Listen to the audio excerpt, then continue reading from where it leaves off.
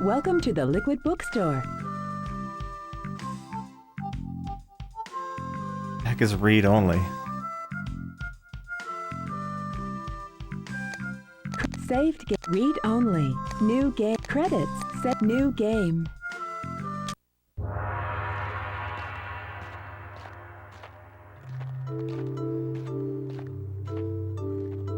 Excuse me, wise traveler. But your reputation has preceded you, and we need your help. Our village is in a quandary. We are building an important bridge, and we must select a worthy name. 3 of our villagers have suggested names, each so fantastic that we are unable to decide on one. Please listen to each suggestion and make this important choice for us.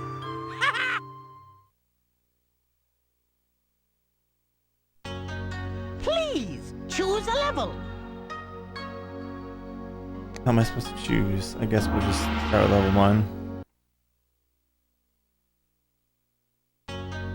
These are the homes of the villagers who suggested names for the bridge. They are eager to meet you.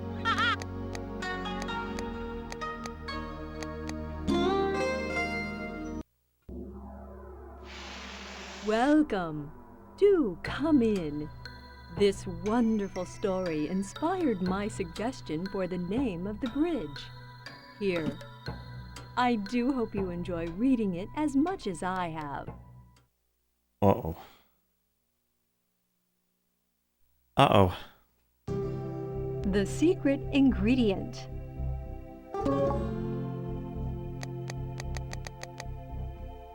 Long ago, in a small rural village, there lived a young boy named Yenza. Yenza loved to cook. Calling upon his exceptional creativity, he prepared the tastiest dishes in the village. Greatly anticipated were the annual feasts, where Yenza's specialties were the highlight of the celebration.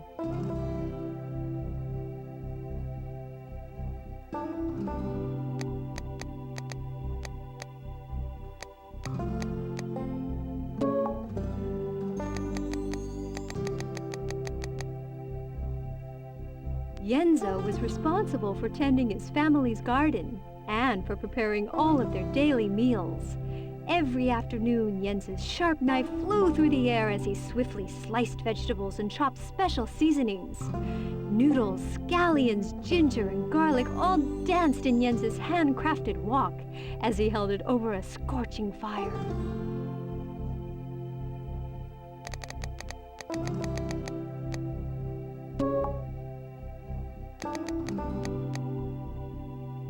Each evening, Yenza's family returned home from a long day of work in the fields to the smell of enticing aromas emanating from the kitchen. They would quickly prepare for dinner, eager to discover what delightful meal awaited.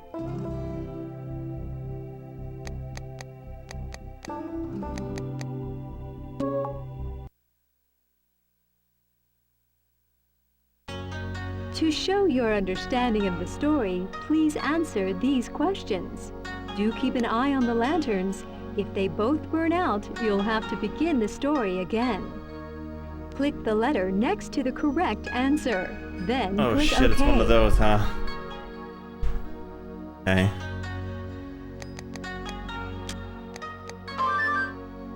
Simply beautiful.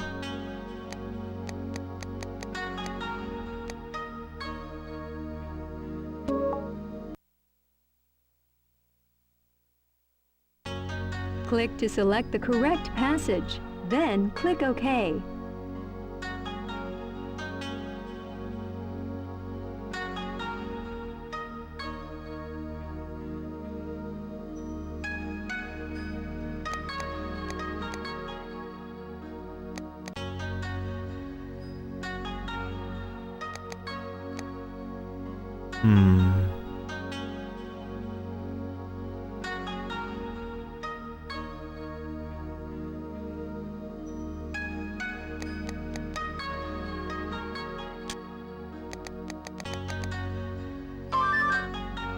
Simply beautiful.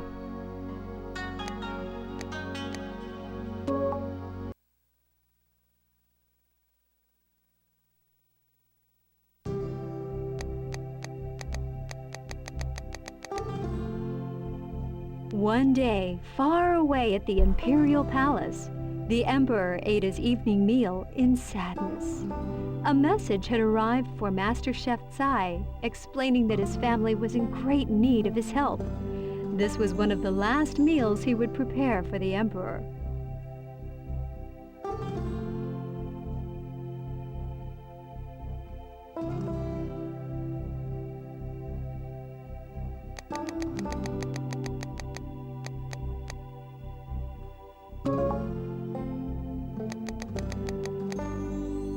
In need of a replacement for Master Chef Tsai, the Emperor immediately sent out a proclamation announcing a contest to find the best chef in all the land.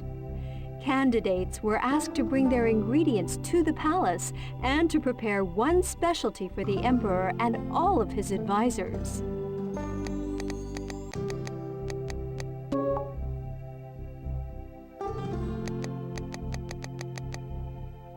When word of the contest came to Yenza's village, there was great excitement.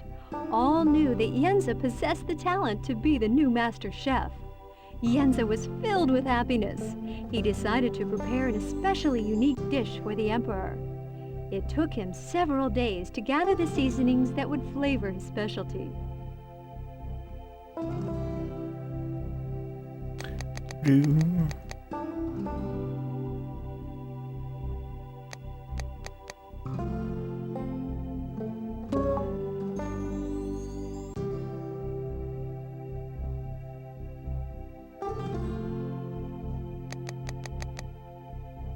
Soon the villagers helped Yenza load his ingredients and traveling supplies onto a small wagon. They wished him well as he set off on his long journey.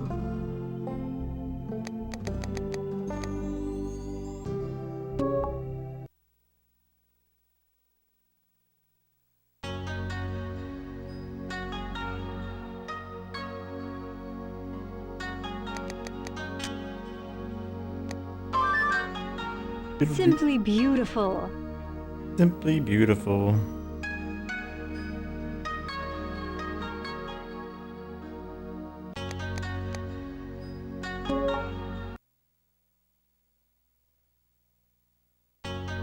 Swap the pieces of paper by first clicking one and then clicking another. Click OK when you are finished.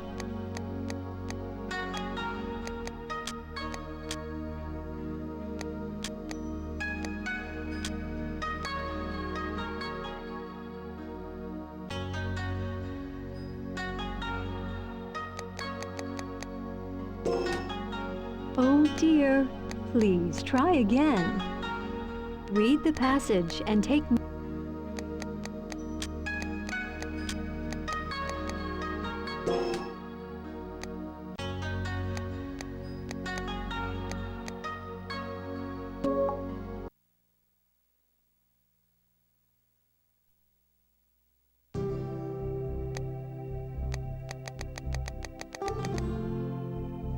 Yenza traveled through miles of lush bamboo, fighting his way through the dense forest of straight green stalks. The bamboo trees towered overhead as high as 100 feet, their branches sprouting out to create a dark ceiling above.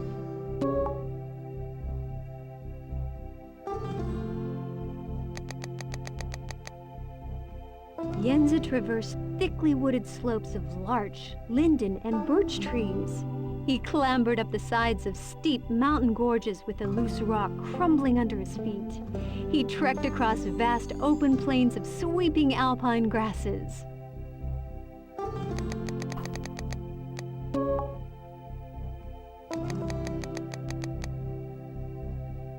After 20 long days of travel, Yenza happened upon a tiny village nestled in a quaint valley. He noticed immediately that the village had suffered a terrible misfortune. Trees, plants, and stones littered the ground, and most of the homes were barely standing. He spotted a young girl sitting by a pile of branches. Her face was streaked with dirt and tears.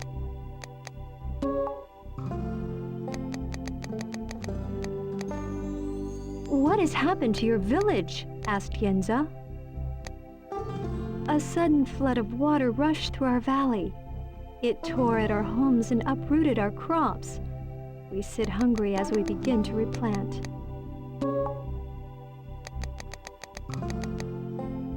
Yenza did not pause for even a moment before he quickly began to unpack his wagon. The young girl cautiously observed as Yenza began to unload his many sacks of food. Suddenly, she ran off toward a field nearby, calling to her fellow villagers.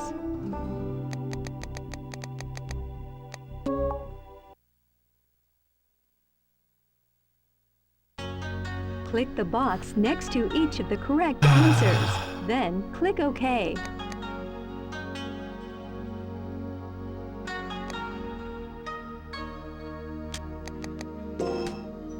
Oh dear, please try again. When you Is it a multiple thing? Dear, Fuck the you. lanterns have burned out. Please come back soon to try again. It's a multiple choice question one, maybe?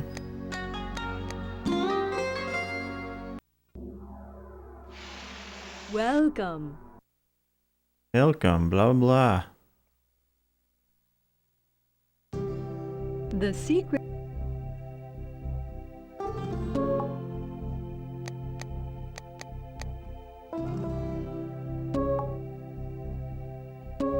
Yeah, so the basic ones are the same going in, okay. To show your understanding of the story, please answer these questions. Do keep an eye on the lanterns. If they both if I burn out, don't want you'll to have answer to the begin the questions? story again.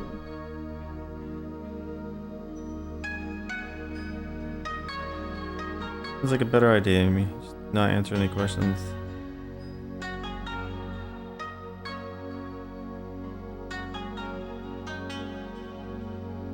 He is caring.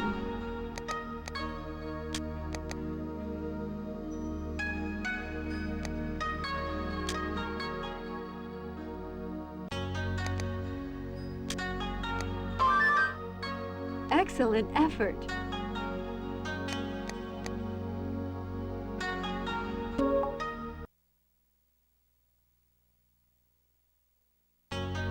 Use the arrows on the bamboo stalk to select a word or phrase. Then click the top of the column in which you want to place it. Click OK when you are finished.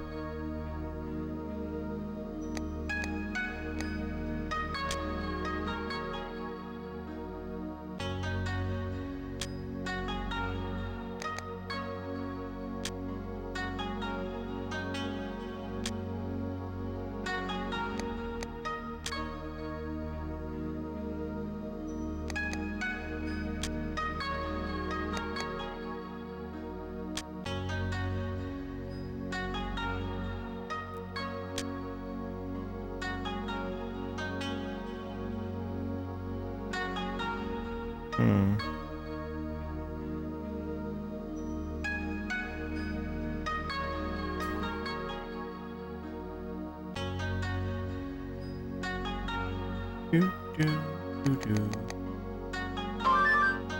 Fabulous work.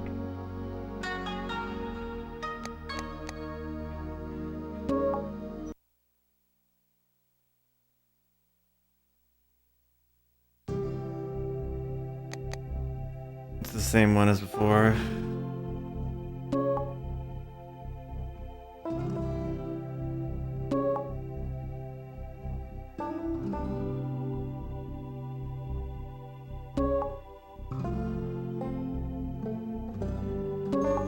Yeah.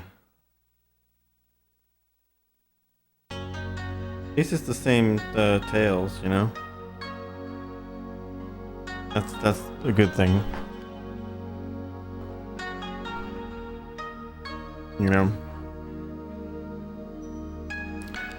La la la la la.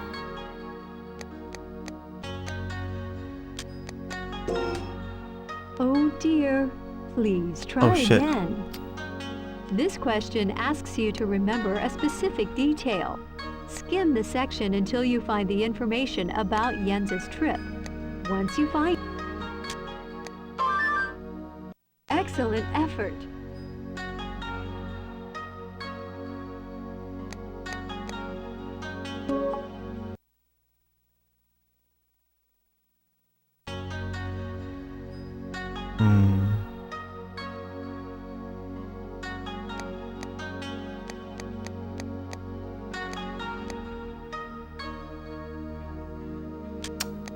That's easy enough.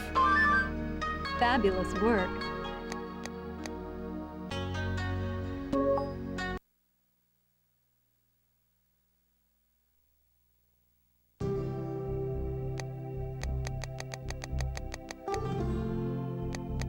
Did we listen to this one? I remember. Yenza traveled through miles of lush bamboo, fighting his way through the dense forest of straight green stalks. The bamboo trees towered overhead as high as 100 feet, their branches sprouting out to create a dark ceiling above.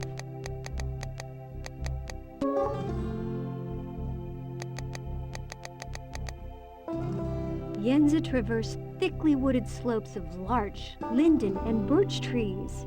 He clambered up the sides of steep mountain gorges with the loose rock crumbling under his feet.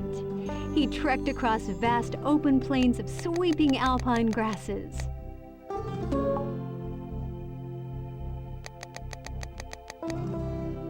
After 20 long days of travel, Yenza happened upon a tiny village nestled in a quaint valley. He noticed immediately that the village had suffered a terrible misfortune. Trees, plants, and stones littered the ground, and most of the homes were barely standing. He spotted a young girl sitting by a pile of branches. Her face was streaked with dirt and tears. Oh, wait, we read this one. This is the one where the things got the village got What has destroyed. happened to your village? Asked Yenza.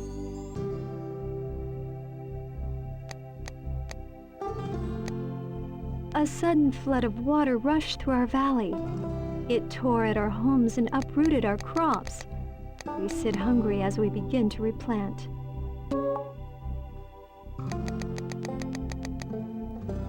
Yenza did not pause for even a moment before he quickly began to unpack his wagon. The young girl cautiously observed as Yenza began to unload his many sacks of food. Suddenly, she ran off toward a field nearby, calling to her fellow villagers.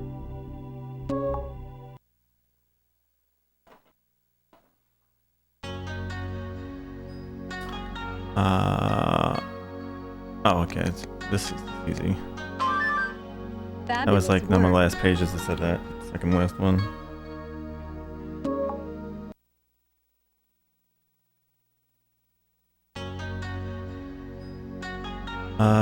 Let's see. She enters the village.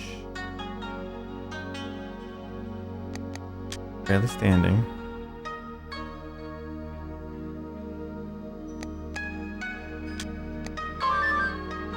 Excellent effort.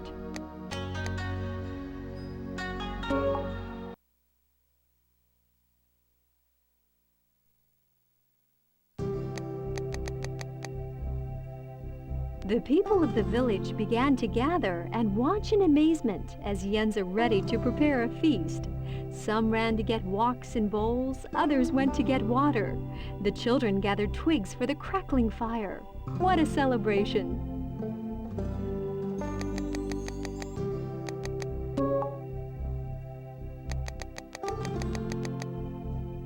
Soon the meal was ready. No one had ever tasted food so delicious and satisfying. The villagers ate every morsel of the delectable repast. Yenza wished that he had more food that he could share. However, now he had nothing left but a small bag of rice and a pouch of seasonings.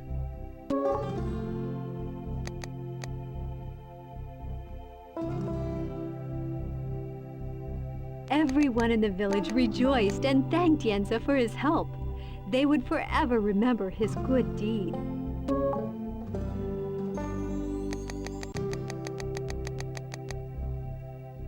Yenza left to continue his journey. As he walked across the mountainous region of river valleys, he carefully contemplated his situation. Without ingredients, he could not create the specialty he had planned. How would he be able to face the Emperor with only a simple rice dish to present?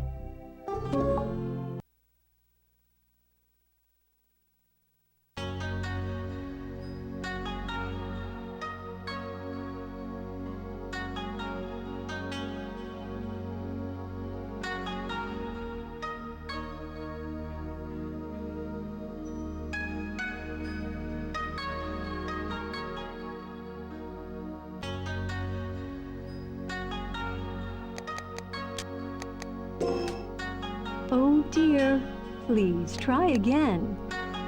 Look back at the passage and find the sentence that specifically refers to the children. It will tell you what they are doing.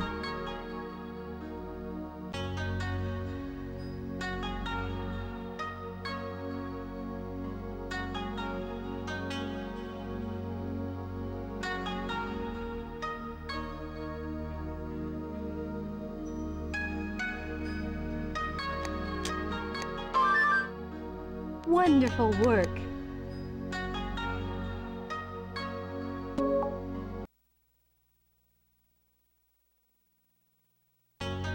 Click the correct words or phrases in the choice column on the left to place them in the answer column on the right. Click OK when you are finished.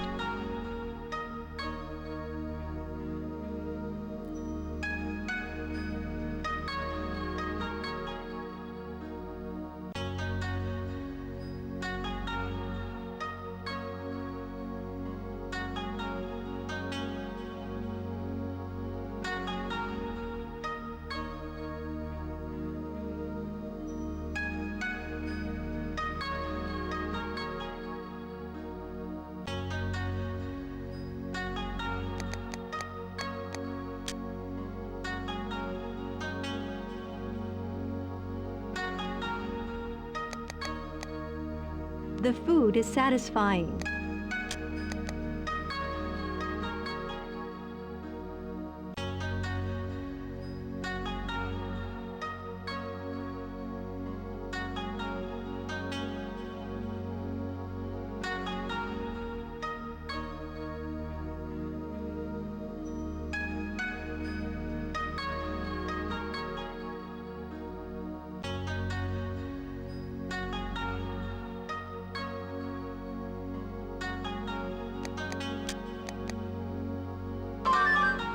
Fabulous work!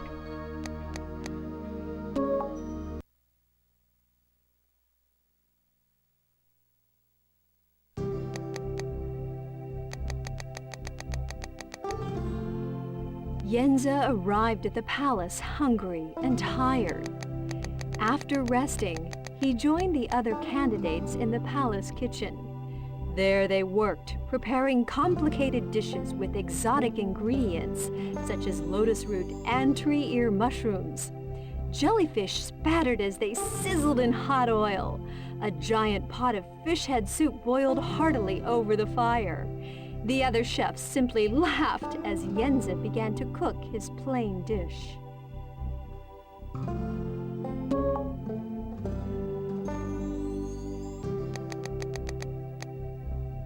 The grand hall was soon ready. Each chef stood beside a long table, presenting an elaborate specialty. The emperor entered and eyed the festive banquet.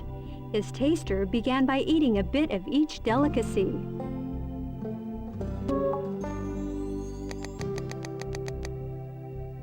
The emperor followed behind, taking large bites of each dish. He chewed slowly and thoughtfully, but showed no reaction.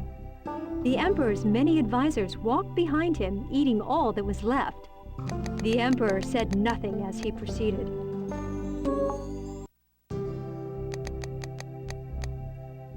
Finally, the emperor approached Yenza. He looked curiously at the small bowl of rice on the table. He paused before tasting it and asked, "Why have you prepared such a simple dish and an amount so small that all may not partake?"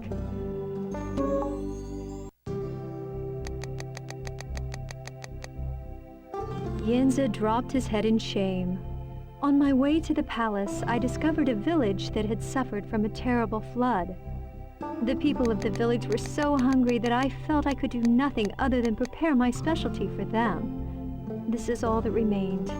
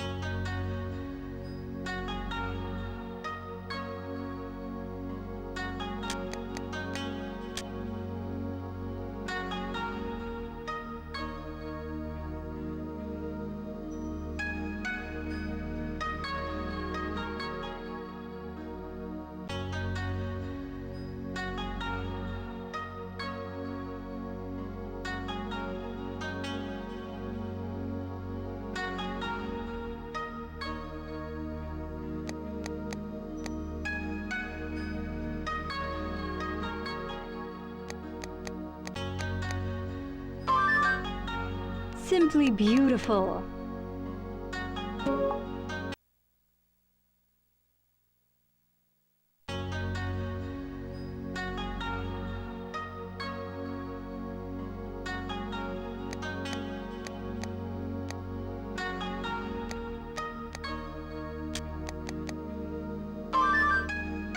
Simply beautiful.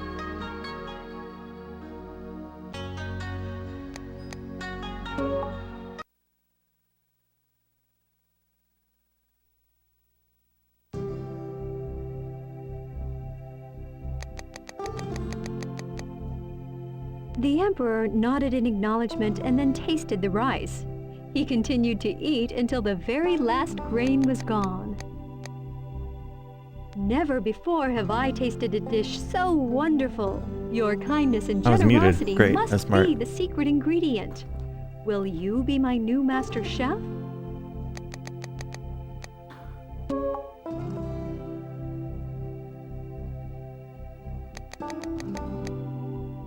The crowd in the palace hall cheered when Yenza accepted the position. Yenza went on to be recognized as a great master chef, and all remembered him for his compassion and goodwill.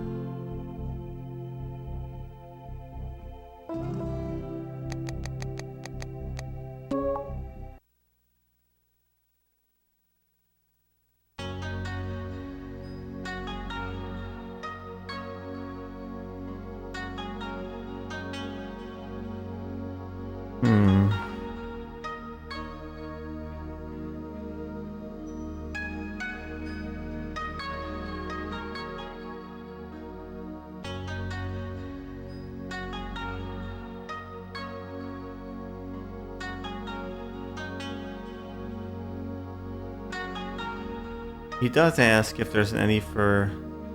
If he does ask him if he'll be his master chef. Wonderful work.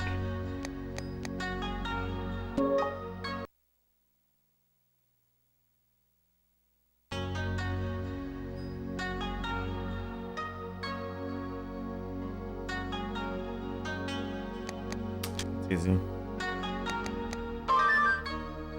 Simply incredible. You have demonstrated a great understanding of this story about Yenza and his generous deed.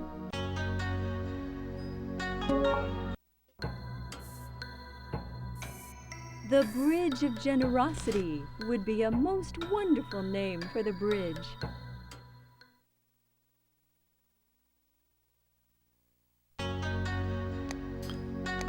One. I guess that door stays open now.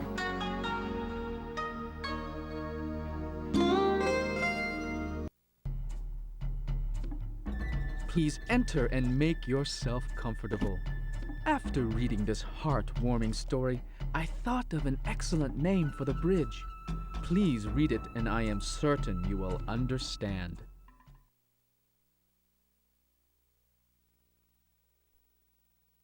The Swan and the Sorrow.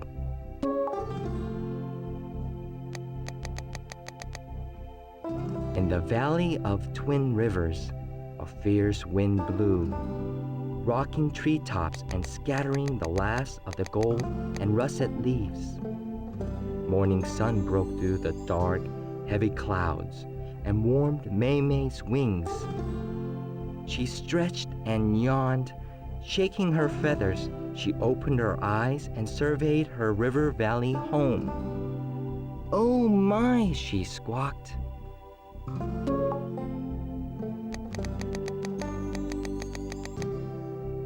Excitedly, she swam down the river, looking for her brother. "Bye, wake up!" Her brother looked up at her from under his wing. "What's ruffling your feathers, little sister?" "Black Rock is covered with the first winter snow. Look for yourself."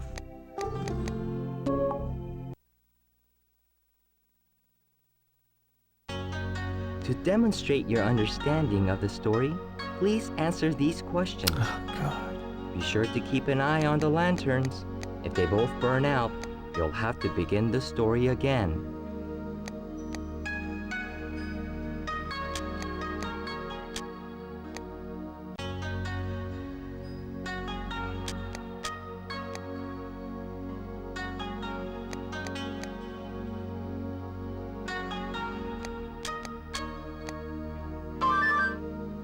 Tremendous effort. Scary stuff. Use the arrows on the bamboo stalk to select a word or phrase. Then, click the top of the column in which you want to place it. Click OK.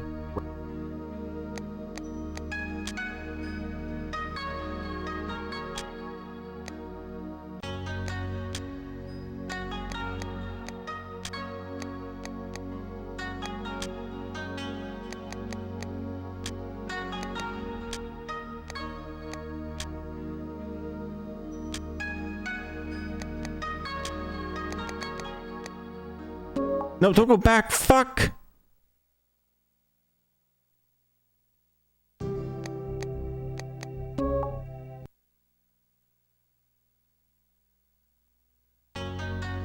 Oh, I can go back and read things. That's cool. I know that.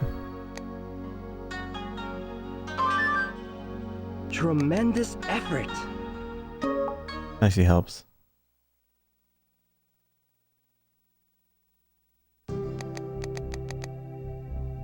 Every year, when winter fell upon the valley of Twin Rivers, the swans migrated to the land of the lotus blossoms. There they bathed in the buttery yellow of the daytime sun and dined in calm, warm waters that were rich with succulent plants and grasses.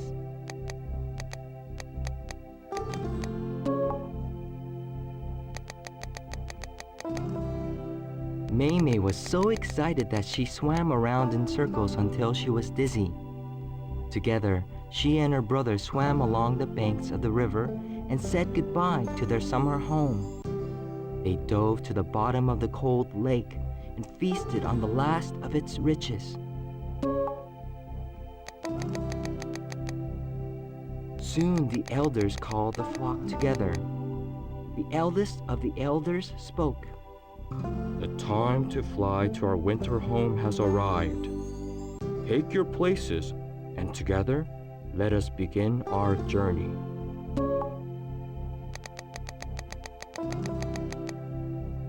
The sky was suddenly filled with a flurry of wings. May and Bai, since they were among the youngest of the flock, took their places near the back. Here they were safe, protected by the flight of their elders. As they crossed over the valley, a rainbow formed, and the swans flew through its colorful arch. "It is a sign," called one of the swans. A sign of good fortune.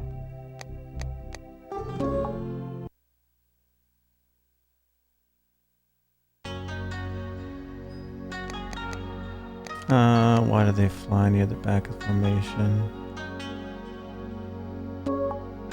Let's see.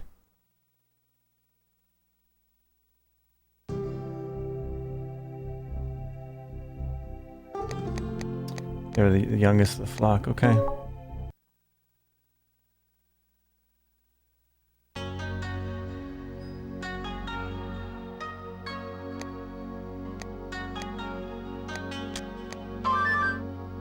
Very accurate work.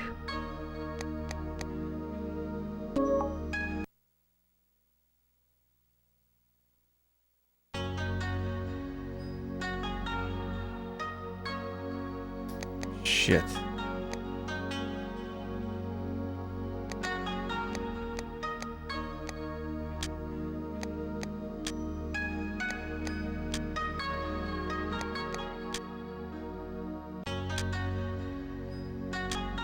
The answer column is full. First, make room by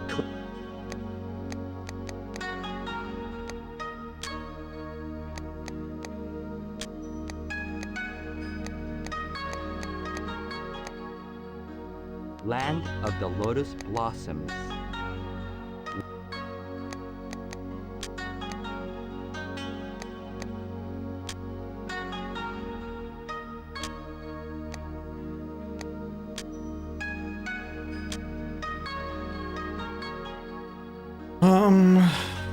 Shit, this is tough.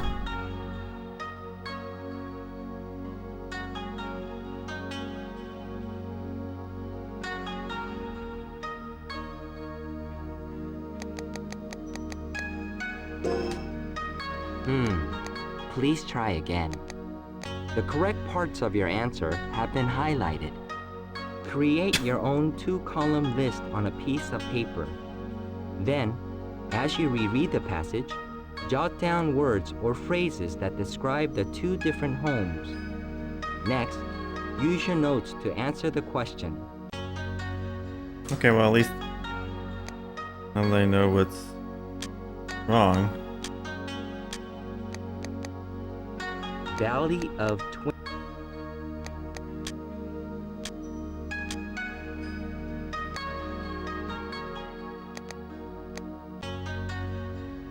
River Bank.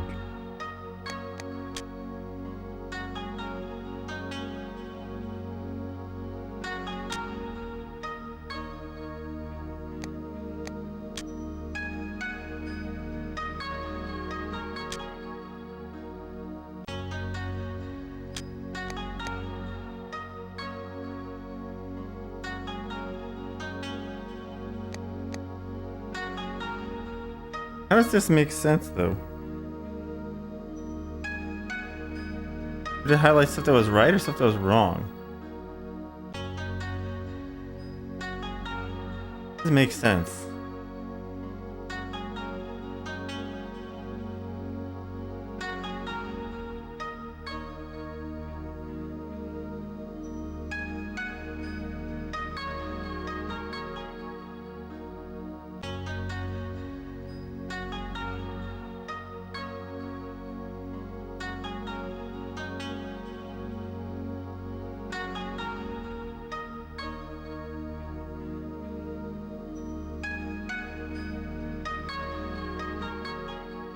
I think maybe these are the wrong ones. Land of the Lotus Blossoms. I'm getting myself confused. Calm.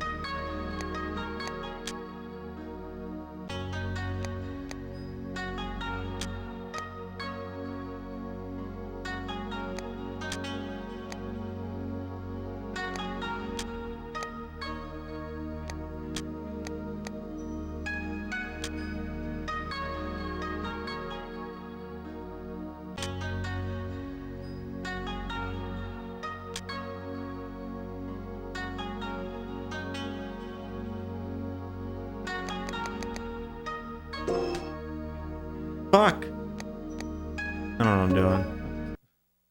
It was the other way. What? That didn't make sense.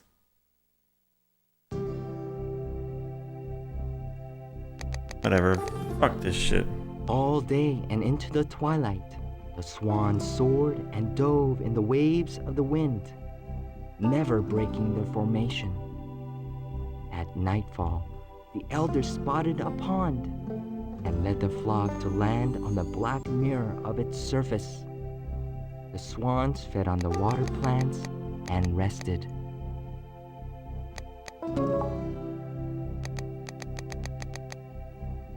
Maymay, not yet tired, explored the outer edges of the pond. She remembered the rainbow and its sign of good things to come. She wondered what those good things would be. As she waddled around the dark, prickly bush, she suddenly spotted a black, furry rock. I wonder what that is, she thought, and hurried toward it. She nudged it with her beak.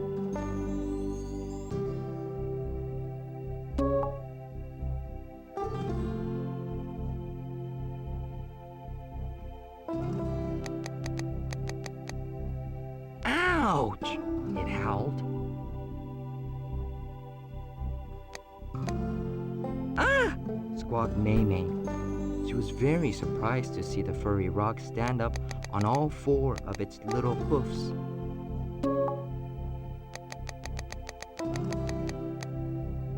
I am sorry if I have harmed you. She apologized as she backed up toward the pond. I was exploring. Oh, don't worry. You mostly just frightened me, said the sorrow. I was taking a rest before continuing my search. Search for what? Maymay asked. Search for the end of the world. Meaning of life.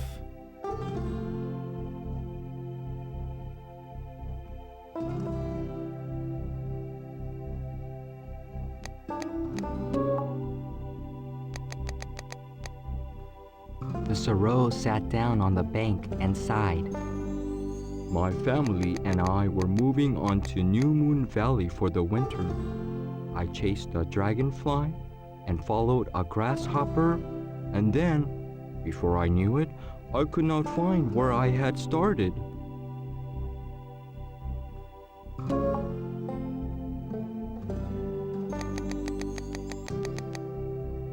Don't be frightened. I am Maymay, and I am traveling with my flock to the land of the lotus blossoms, she said. I won't leave you lost and alone. What is your name? My name is Ming. How can you help me? I will circle this valley until I spot your family. Then I will fly down and tell them how to find you, said Maymay. She told Ming that she would return before dawn with news of his family.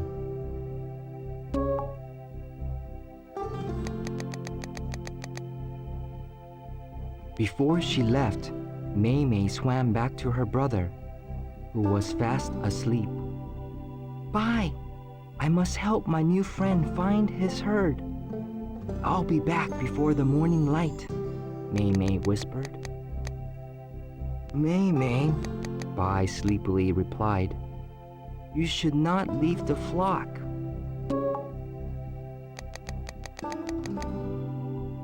I have no choice. Ming is lost and alone, Maymay responded. Bai yawned and nodded. Do hurry, my kind sister. The flock will fly again in just a few short hours.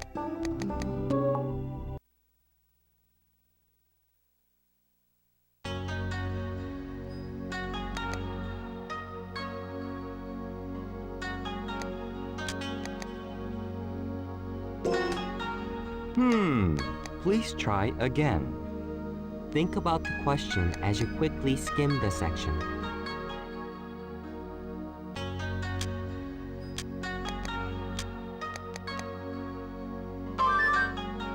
How wonderfully precise!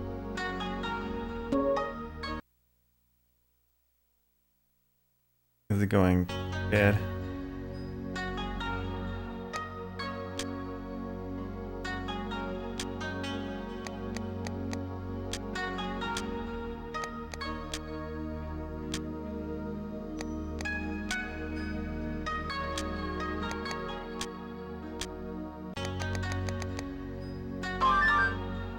Very accurate work.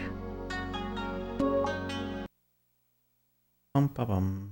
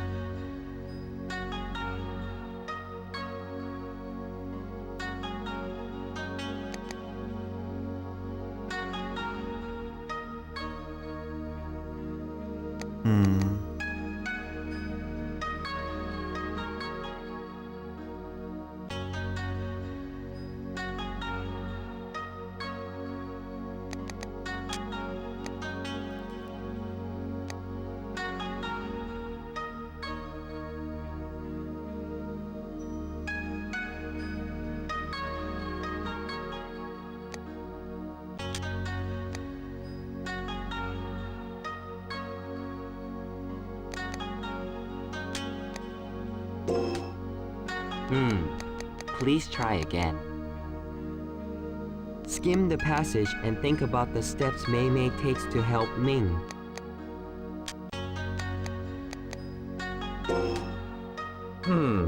It appears that the lanterns have burned Oh, out. so those are Please return soon and try again. those are solutions. Whatever. I have them backwards.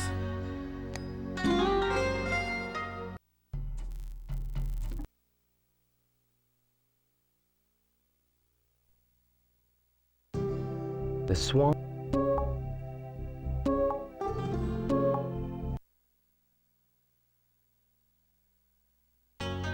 To demonstrate your understanding of the story, please answer these questions. Be sure to keep an eye on the lanterns. If they both burn out, you'll have to begin the story again.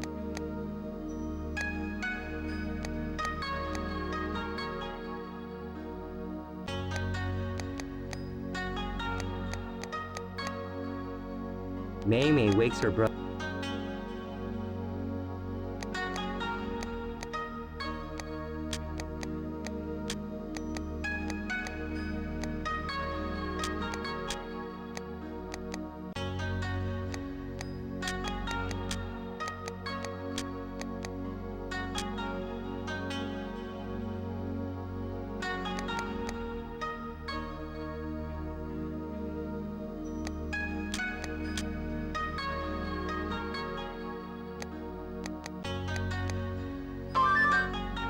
Tremendous. Yeah, tremendous bloop.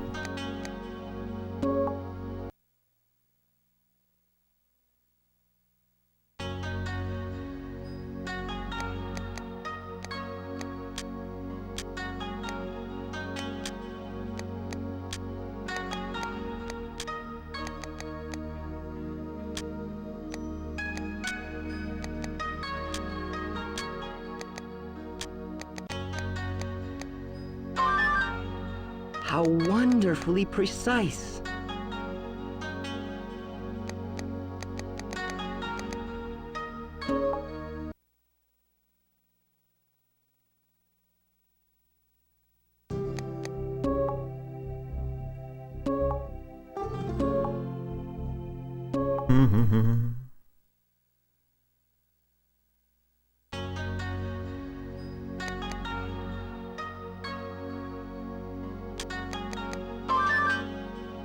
How wonderful!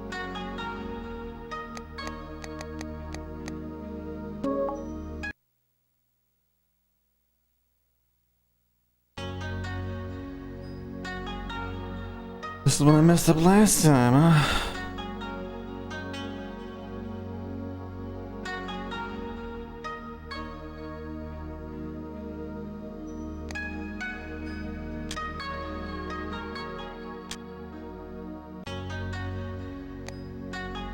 Winter home.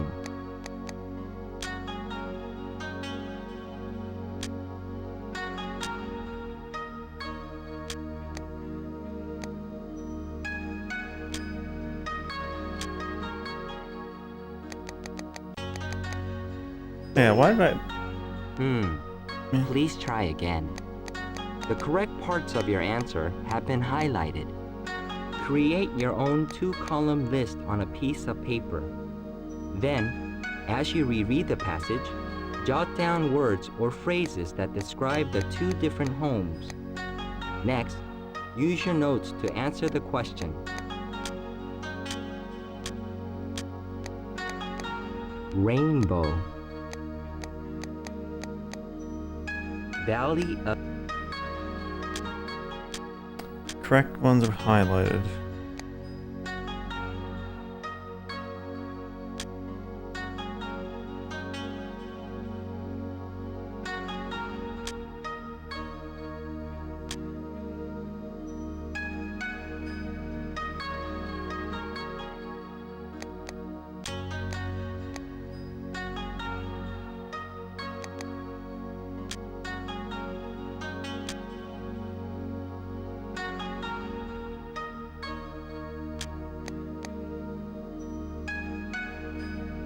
None of this shit makes sense. Da, da, da, da, da, da.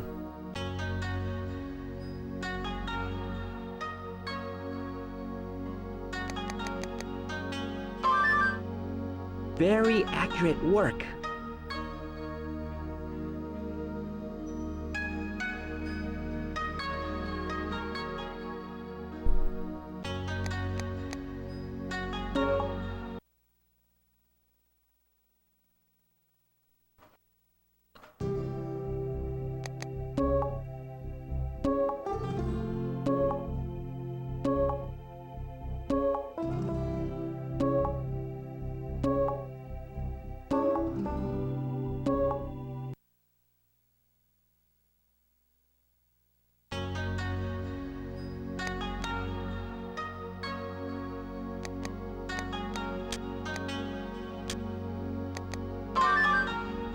Tremendous effort.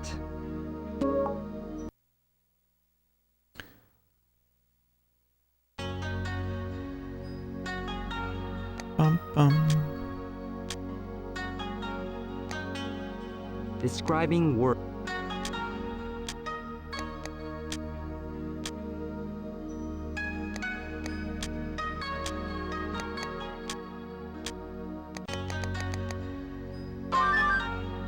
Tremendous effort.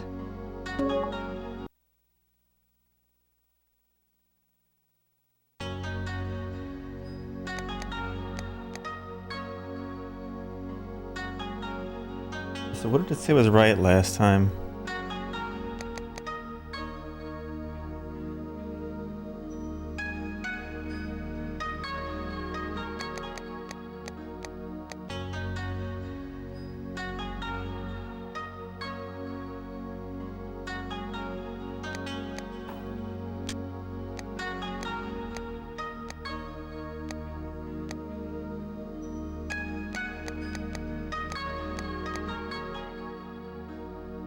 Be friends.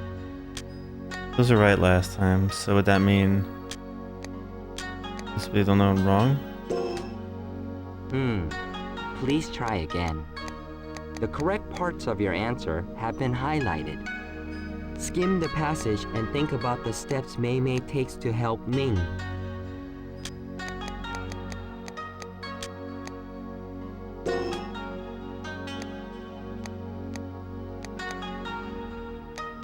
Fuck you.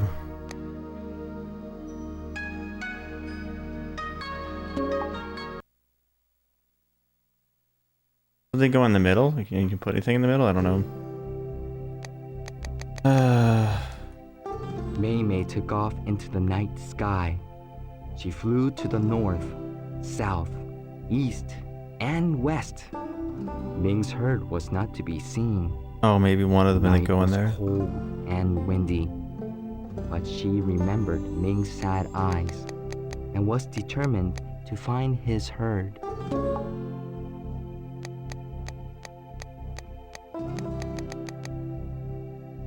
As she continued to search, Mei Mei noticed the sun beginning to rise on the eastern horizon. Sadness and fear filled her heart. My flock will go on without me. They must, or they will perish in the ice and snow. Mei Mei choked back her tears. A chilly rain began to fall.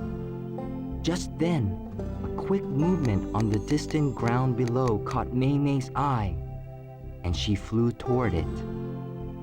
Much to her delight, a herd of sorrows was crossing the mountain pass beneath her.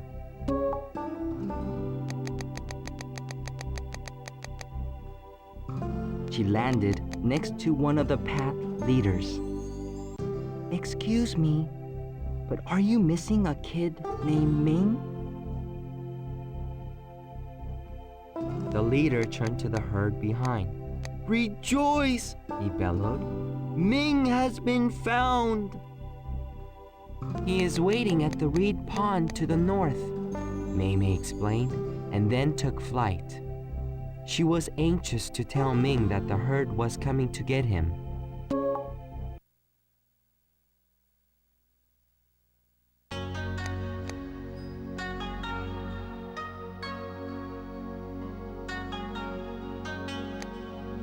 Find Ming. Tremendous effort.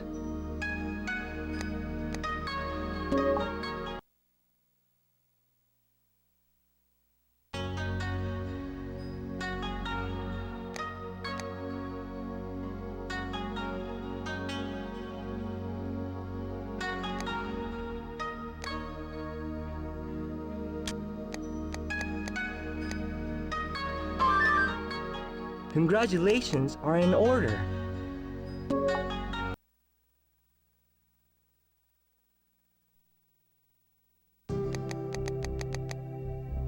The farther north she flew, the more forceful the wind and rain became. Mei Mei began to think about her beloved brother Bai and the rest of her flock. A feeling of cold emptiness swept through her as she realized she must survive the long and treacherous winter alone.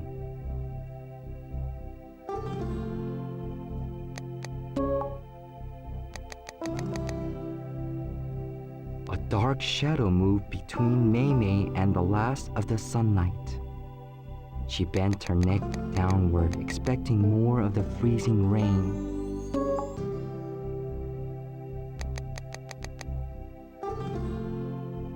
Then, amazed, she thought she heard her brother's call and looked up. A magnificent white cloud floated over her, protecting her from the winter wind and ice. It was her flock. Its wings stretched wide over her, forming a white canopy of shelter.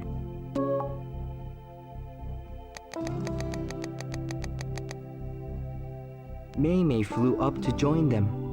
The elders fussed at her for a few moments, scolding her for leaving without their permission. "How did you find me?" she asked. The young sorrow came to where the flock was sleeping and howled as loudly as the winter wind until we finally awoke. He then told us of your kind deed.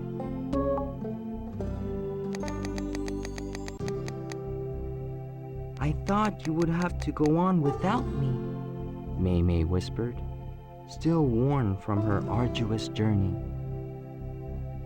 The elder spoke.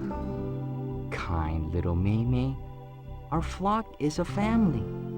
We face our problems and celebrate our joys as one." Mei Mei quickly took her place next to Bai in the formation. They flew together to give Ming the good news and then turned south to fly onto the land of the lotus blossoms.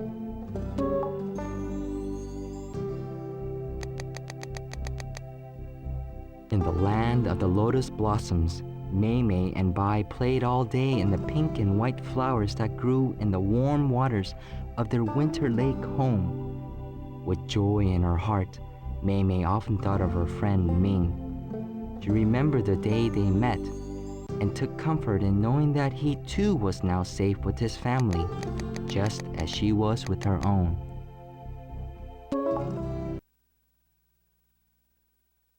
Okay.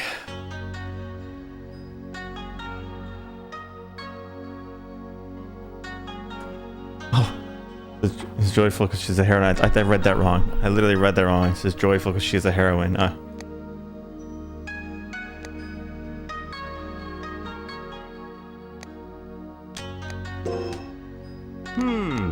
Please try again.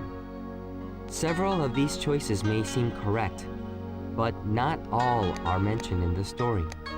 Reread the last paragraph. Pay special attention to the sentences after the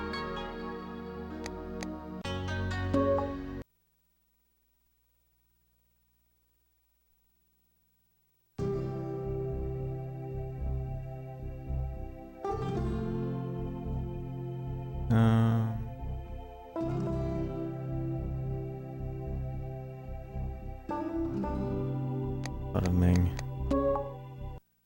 Probably just should have looked at that before.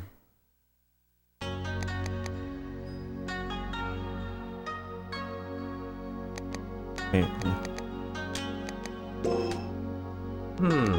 It appears that the lanterns have burned out.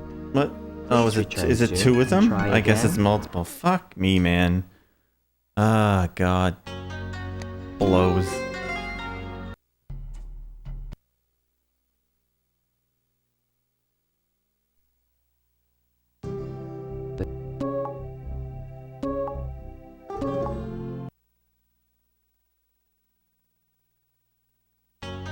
To demonstrate your understanding of the story, Great. please answer these questions. Be sure to keep an eye on Why the not? lanterns. If they both burn out, you'll have to begin the story again. Can I just not? Look what they did to me.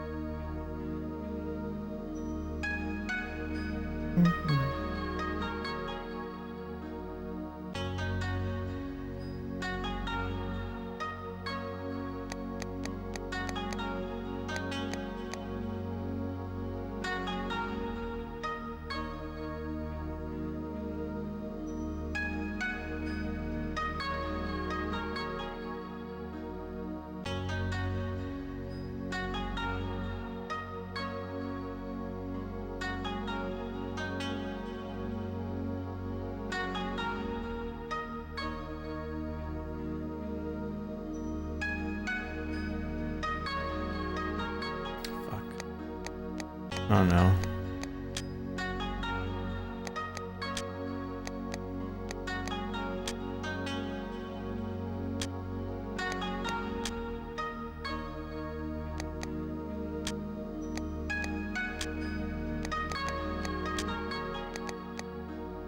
Verbs.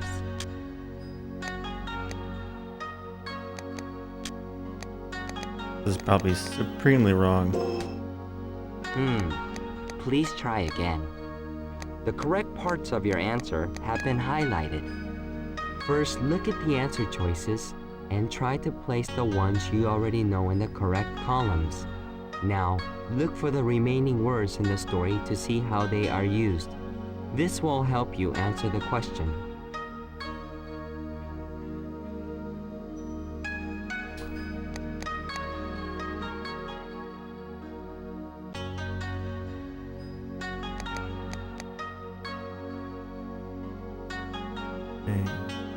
Heavy.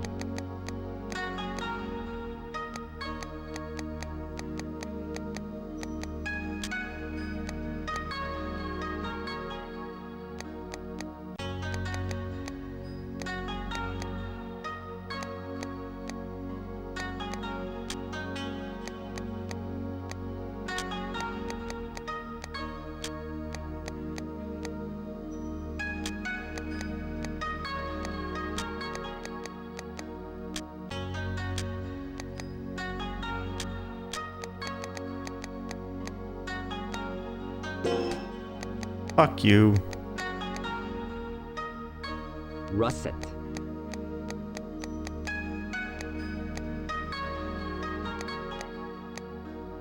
Russet.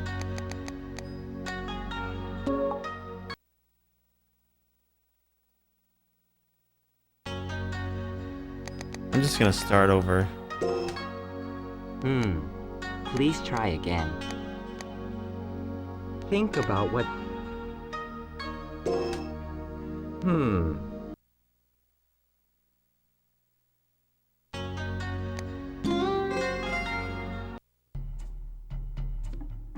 Please enter and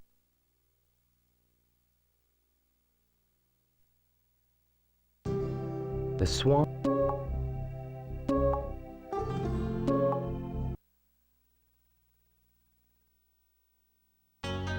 To demonstrate your understanding of the story, please answer these questions. Be sure to keep an eye on the lanterns. If they both burn out, you'll have to begin the story again.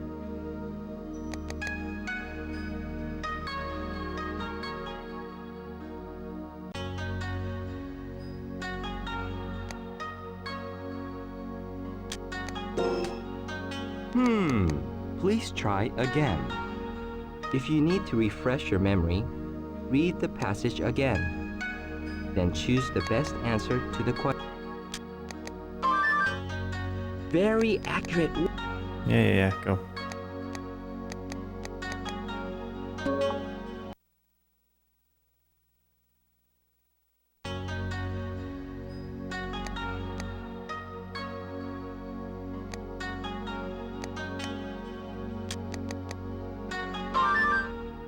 How wonderfully...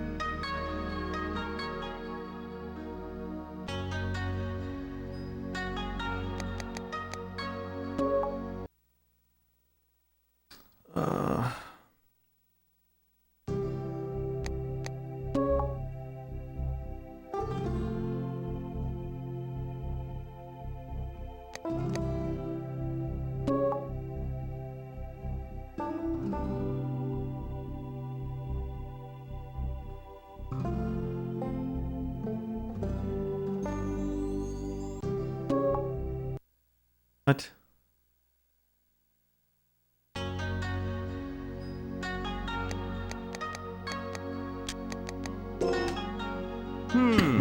Please try again. First find the section.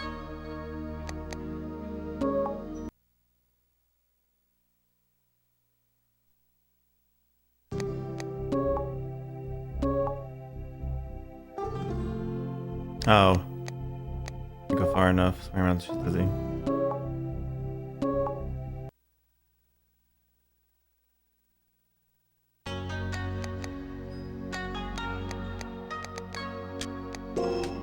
What? Oh, there's 3. Fuck you.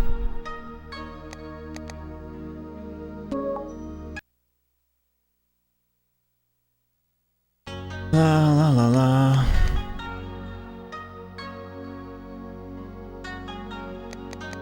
I'm not even gonna try. I'm just starting me over.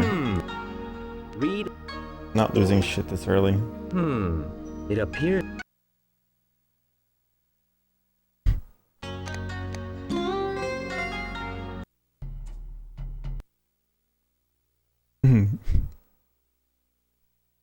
Yeah, fun times, Macy. Fun times.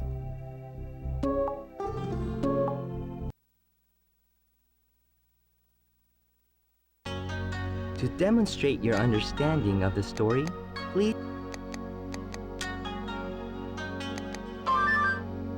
Tremendous...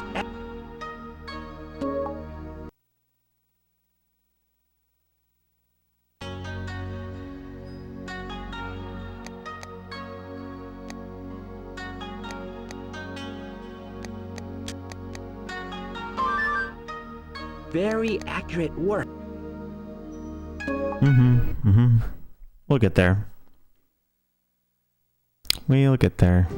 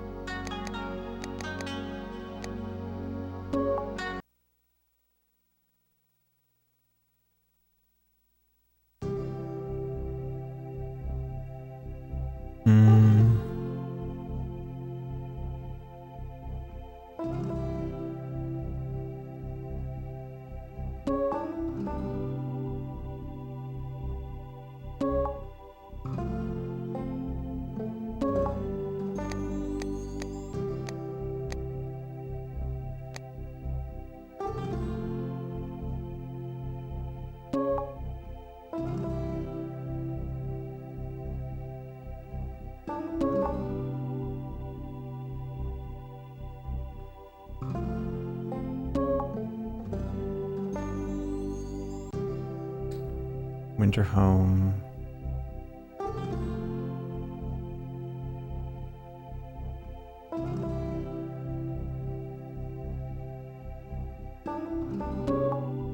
I don't see where it says the fucking winter home is.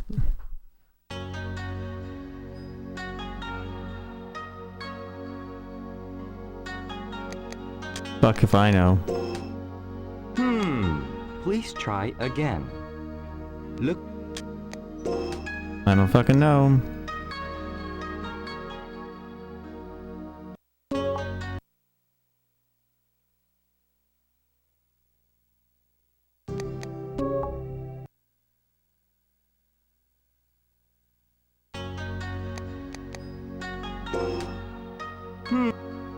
Ash.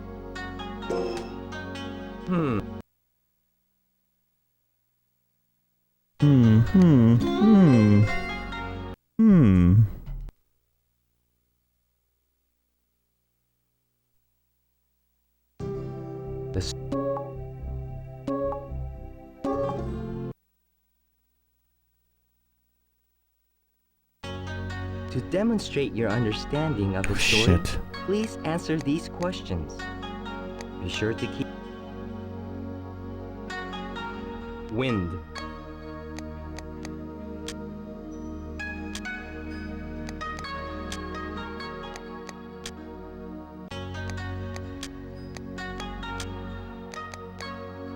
Verbs.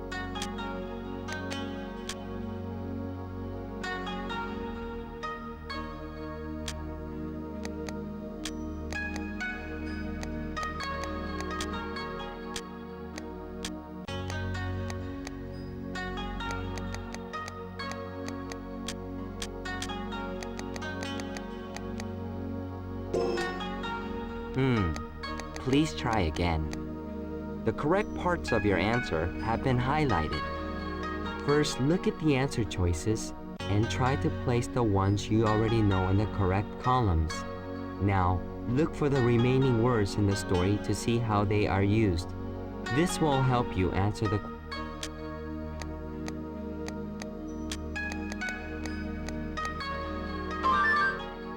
Congratulations are in order.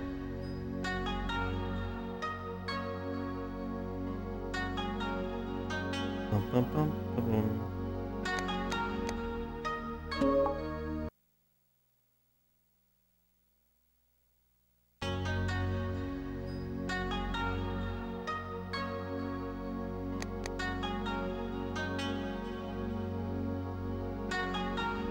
shit, what am I gonna do with this?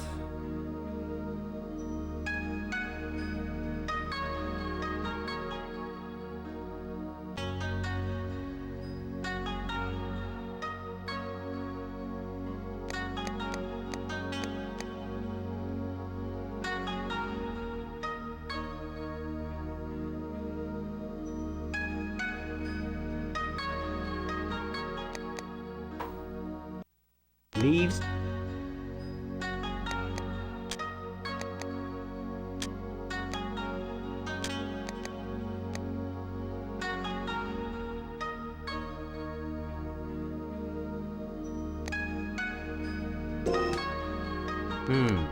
Please try again. The correct parts of your answer have been highlighted.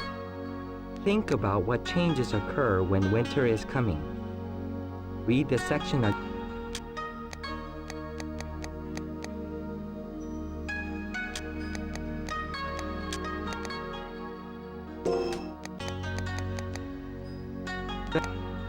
with the choices. I have an idea how to fucking do this shit next time.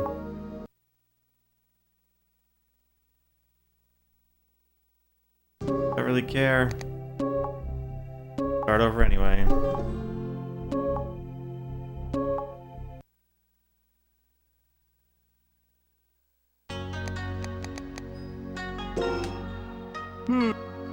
First.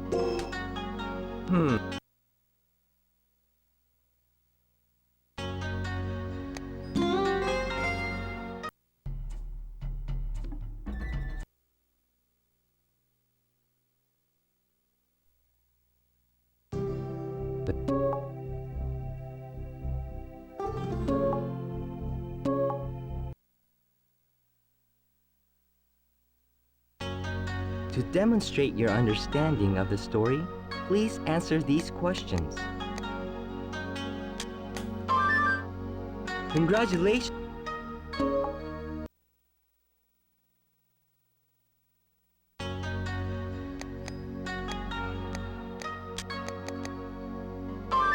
Go, go, go. Congratulations are in order.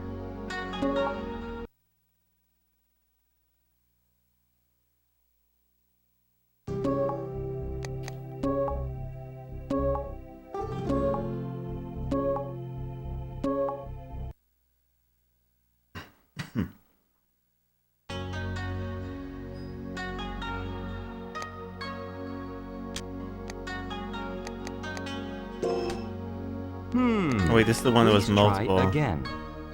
First, find the section in which Mei Mei learns it is time She to does a leave her couple summer things. home. Then, choose all the answers that describe Mei Mei's actions.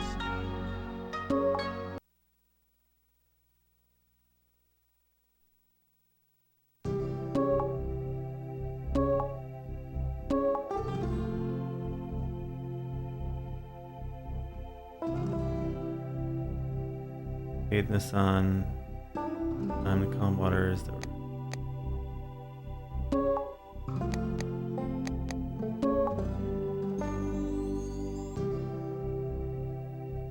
Plant of lotus blossoms. That's where you go.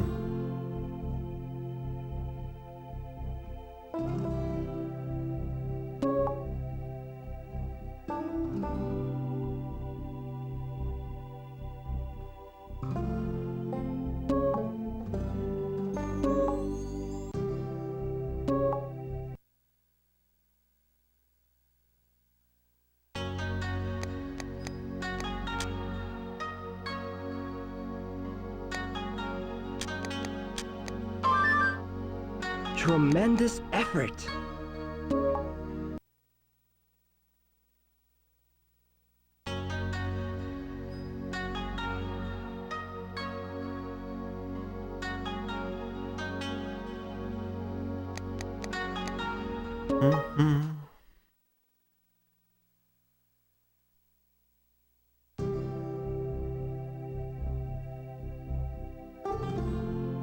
Arch is the last thing.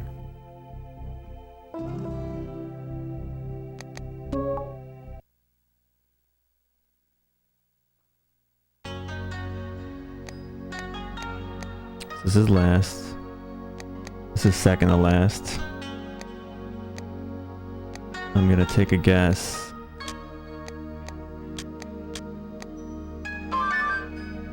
Very accurate work.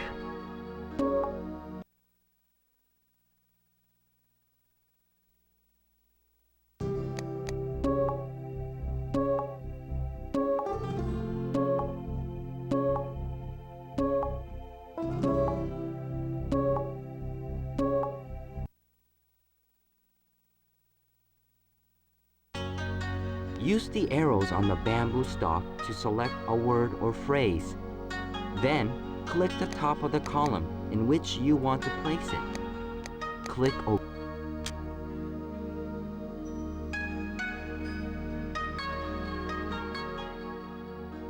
Joy.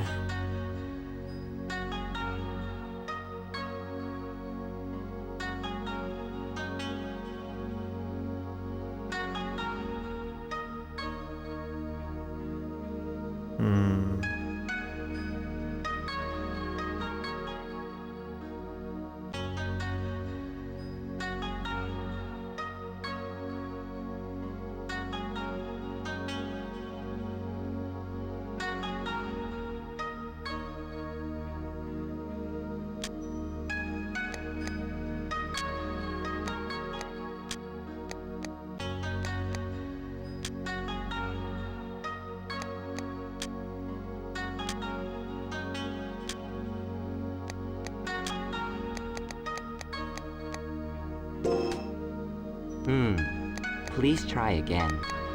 The correct part, think about the characteristic flock.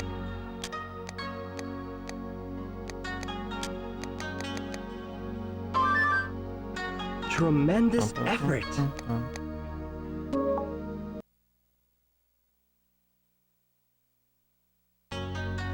Man.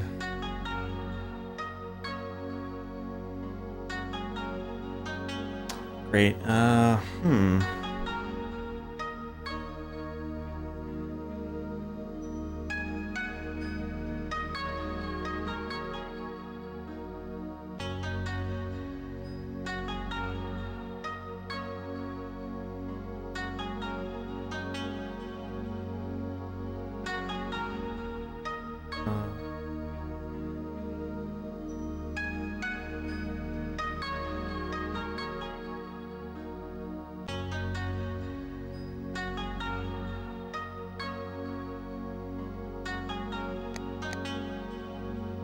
Was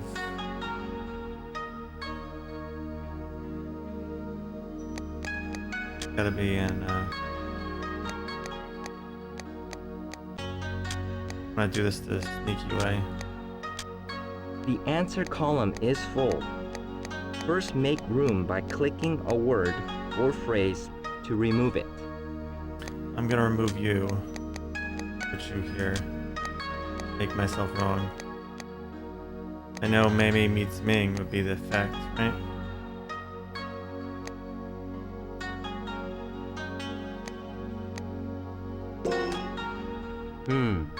Please try again. The correct part to answer the question, Mei.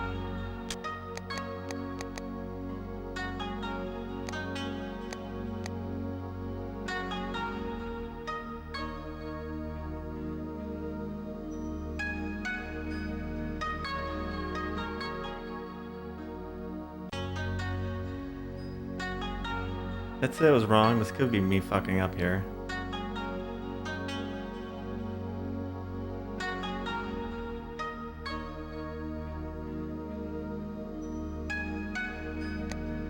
Could be wrong. Very accurate work.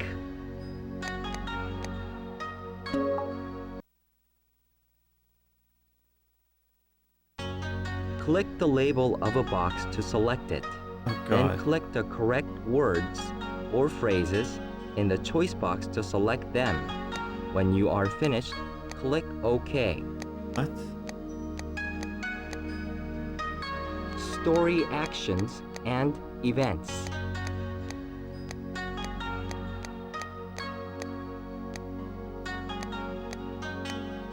Where's the events at?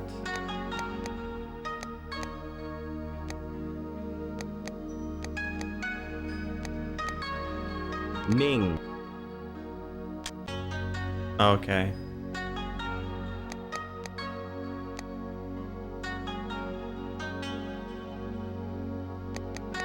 Takes a rest. Finds his herd.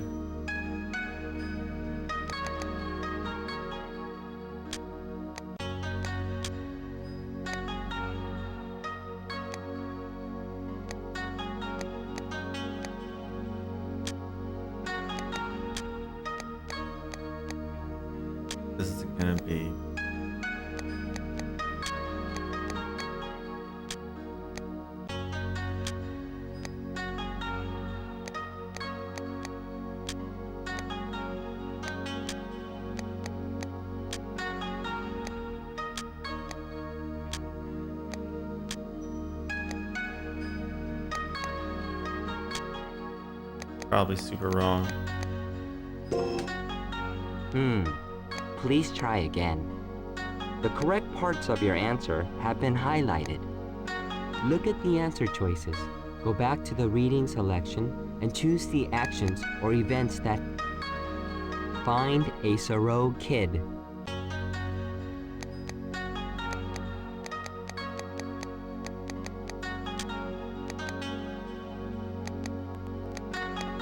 How do I get rid of an answer that's in there? What the fuck?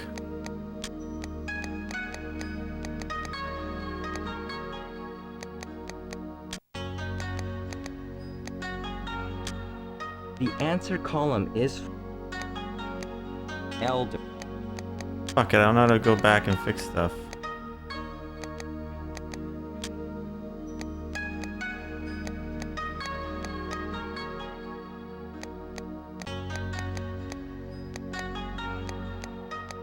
Now let me... You know what, screw this shit, just give me my damn wrong answer.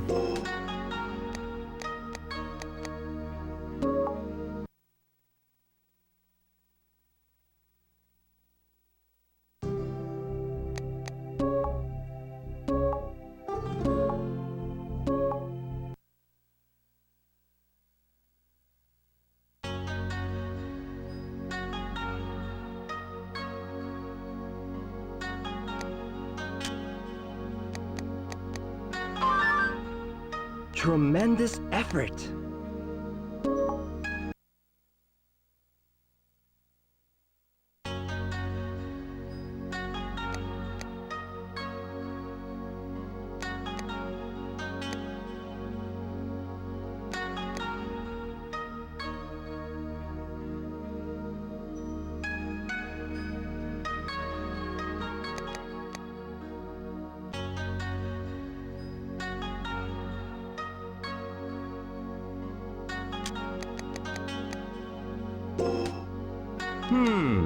Please try again.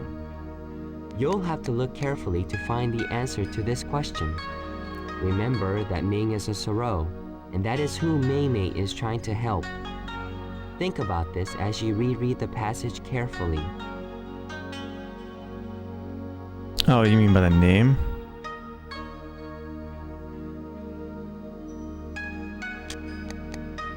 I don't understand what they fucking mean.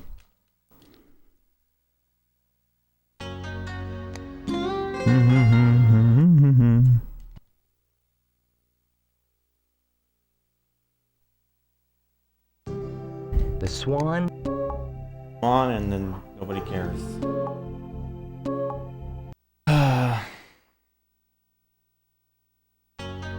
To demonstrate your understanding of this. Oh, oops. Please try again. Look. Very accurate.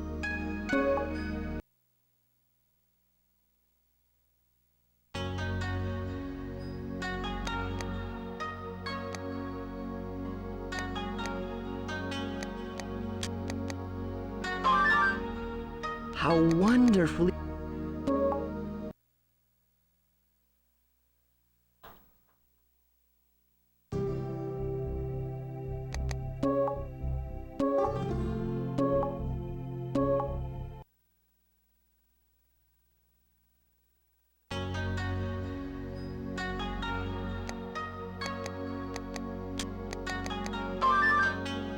How wonderfully precise. Yay.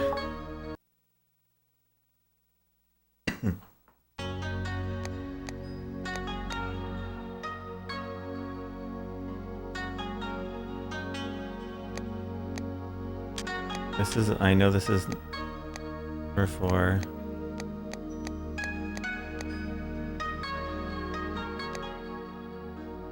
The swans.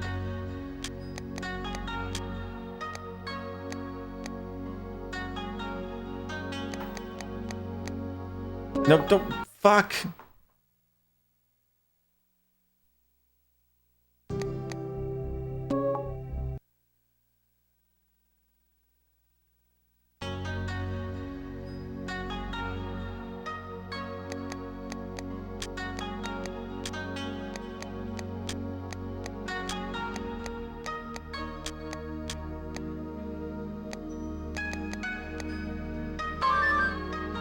Congratulations are in order.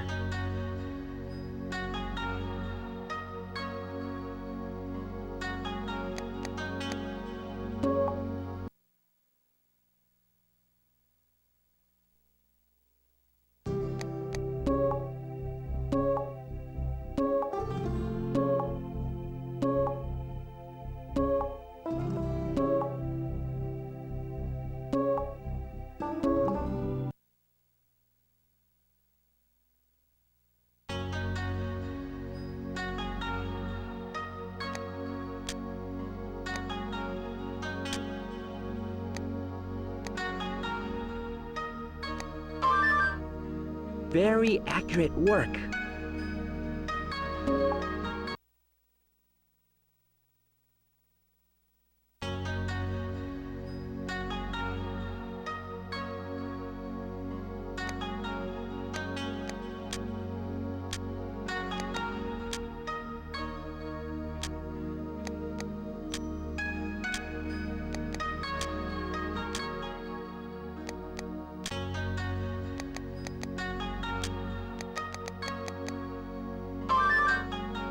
Very accurate work.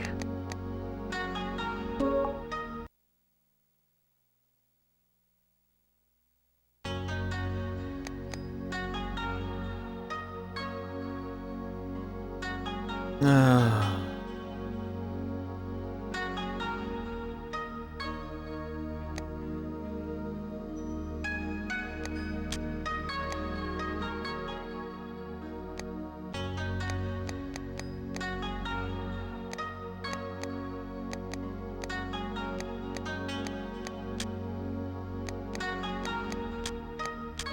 I'm gonna put everything over there. And you're gonna tell me what's wrong. Please try again. The correct parts of it. As you reread this,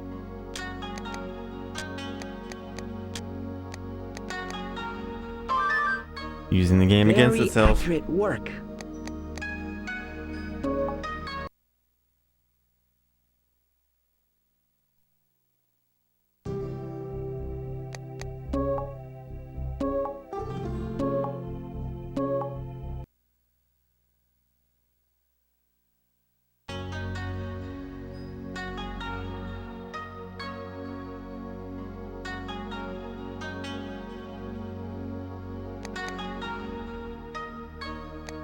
Is this the section where she finds the herd?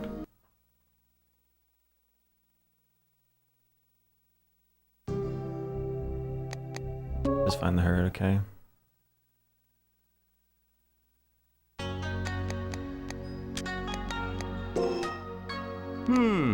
Please try again. As you... Tremendous effort.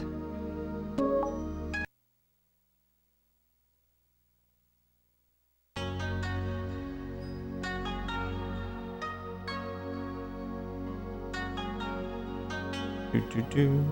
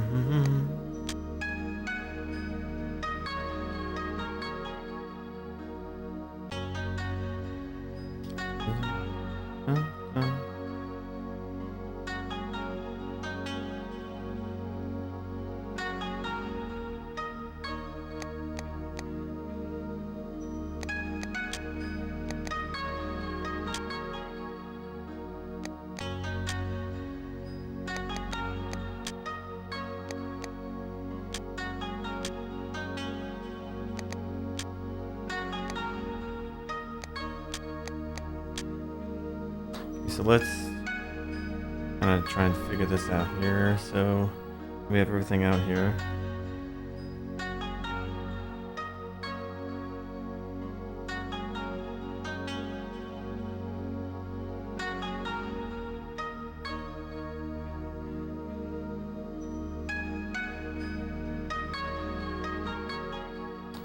Right, those three are probably right, not Eastern.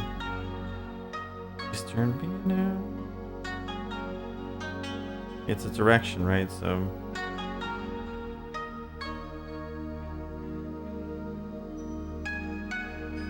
describing something.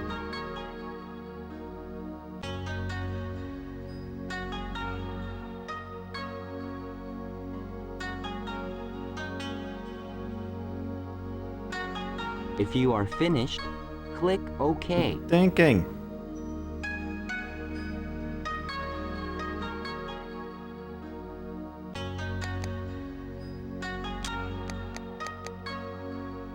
Maybe try this. Eastern. Parish is probably a noun, right? Not sure about bellowed. Oh.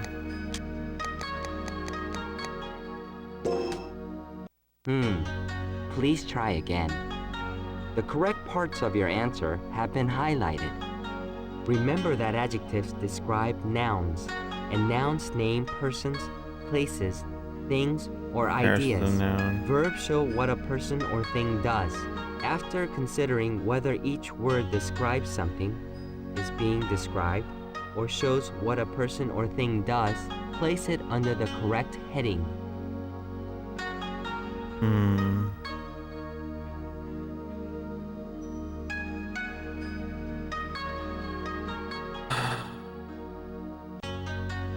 Adjective. Gotta be a verb, right? Is an adjective? Oh no.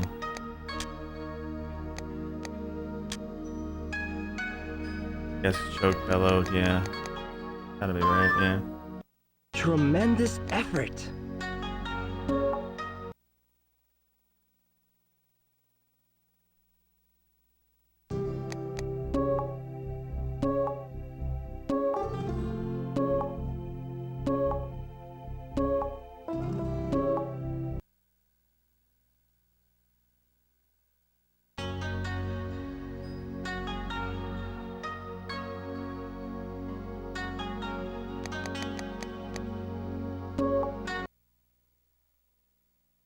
Might be a multi-choice answer here.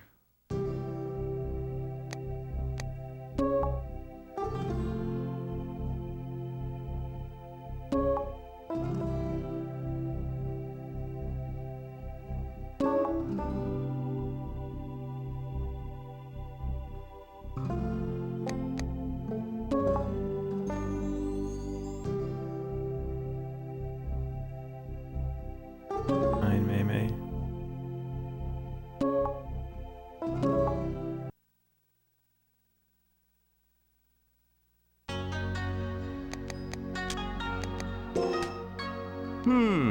Please try again.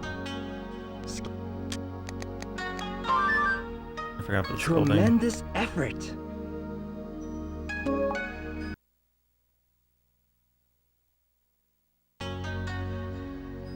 Okay.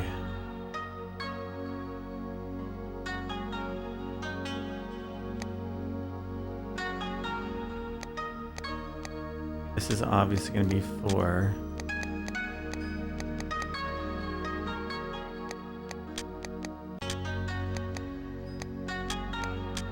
So this would be first, right? Really spend the winter alone.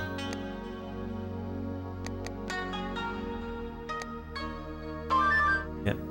Tremendous effort. Okay.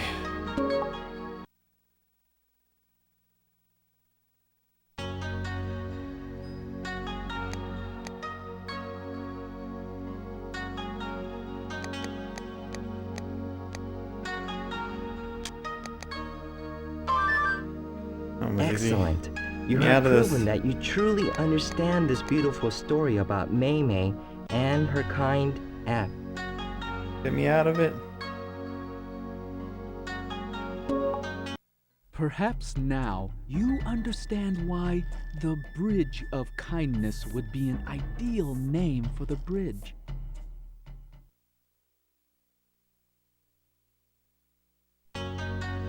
Right.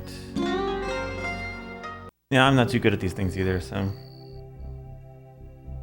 Hello, hello. Come in, yes, come in. My idea for the name of the bridge was sparked by one of the many messages in this delightful story.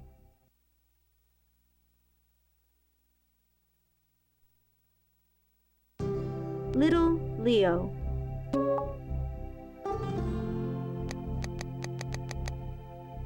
The winter that year seemed endless. With each passing day, all who lived in the small village grew more and more restless. Children fidgeted and begged to play outdoors. Farmers paced about on the cold, hard soil of their fields and wished for the spring planting season to arrive.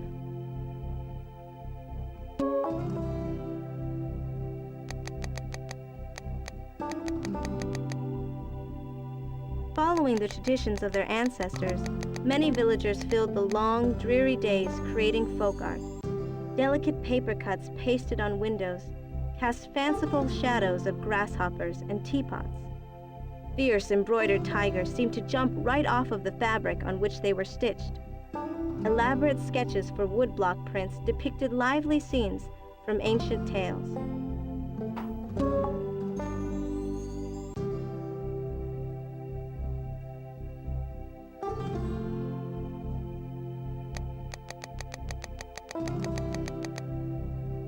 As winter lingered on, the food supply started to dwindle, and the elders began to discuss what should be done. Soon, the elders decided that everyone in the village would help craft goods to sell at the nearest city. The money would then be used to buy enough food to last through the end of the winter. Every family in the village was told of the plan. Leo awoke the next morning filled with anticipation. She knew that the survival of the village depended on the efforts of every person, and Leo was eager to fulfill her duty.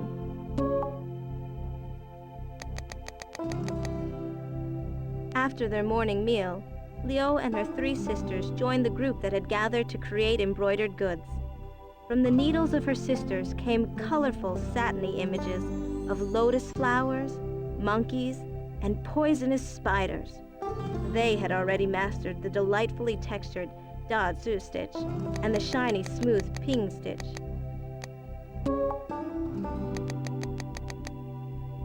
Leo's piece of silk, however, was covered with puckers from tight, uneven stitches. What was supposed to be a pool of charming little golden fish looked much more like a puddle during a long, cold rainstorm. Leo began to feel as if she had no control over her rebellious little hands. At the end of the day, one of the elder women gently suggested to Leo that perhaps she might try helping the woodblock printers instead.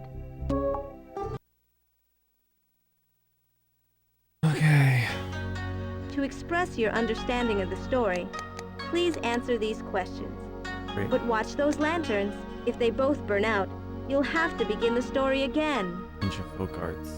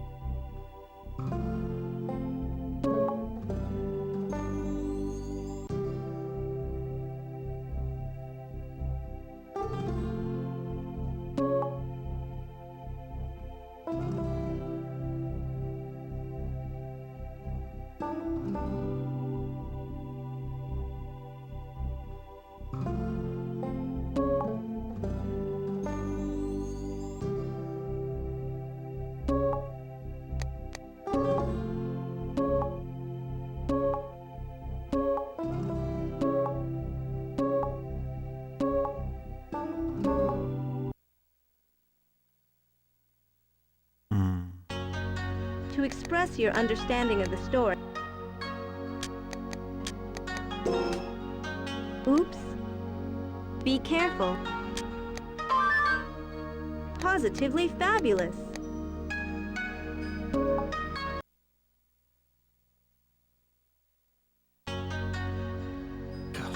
Fuck. I know this is number 4, right?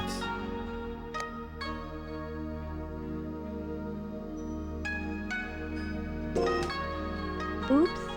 Please try Oh again. shit, I meant to If press you cannot back. remember the order of these Fuck. events, you may always go back and read the passage again. I meant to do this. Great.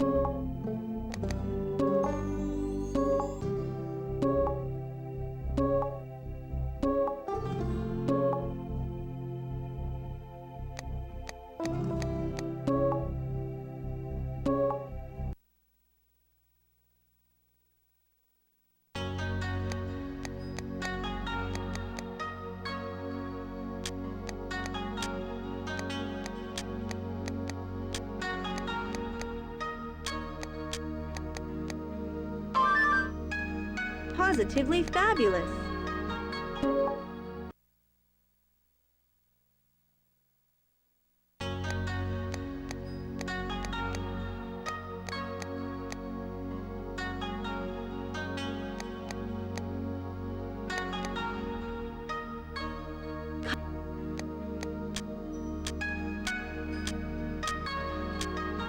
The answer column is full. First, make room by clicking a word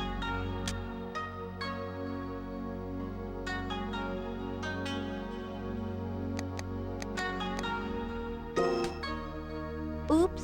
Please try again. The correct parts of your answer have been highlighted. Leo and her sisters have different styles.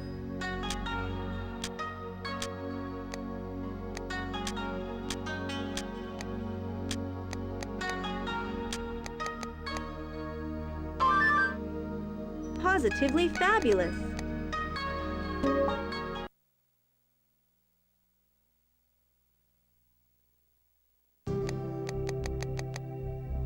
Leo and her sisters were walking home when they noticed a little boy who was crying. His new bright red kite had become tangled up high in a tree. Little Leo ran to help.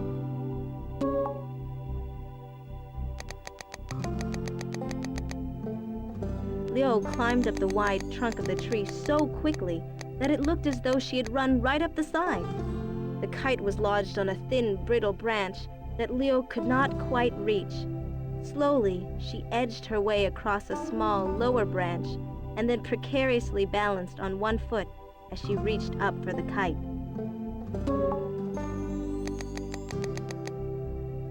Passing villagers stared in awe. Leo looked like an elegant crane perched ever so carefully in the tree.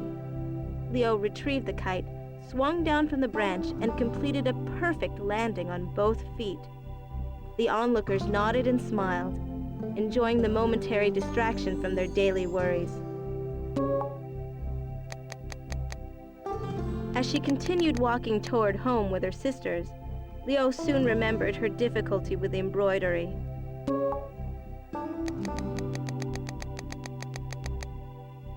When Leo arrived home, she told her mother about her disappointing experience.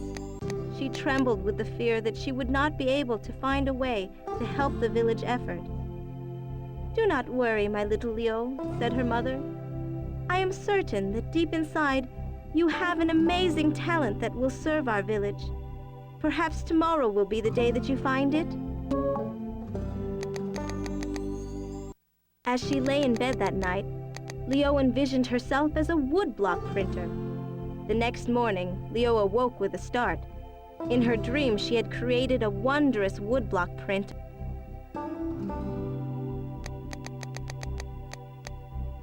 As she lay in bed that night, Leo envisioned herself as a woodblock printer.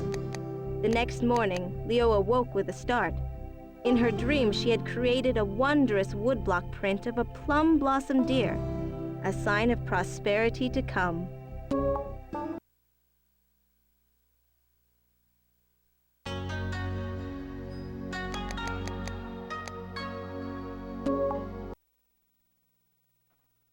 Okay, sign of prosperity.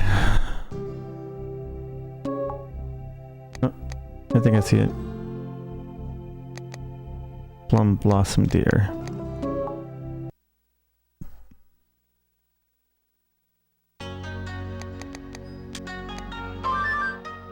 What great work!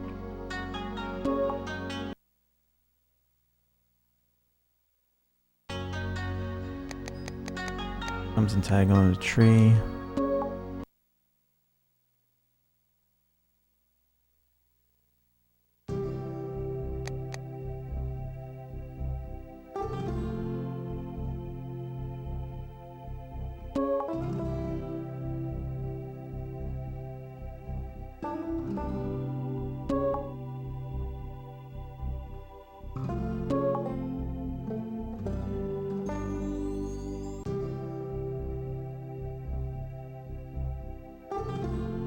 Kite.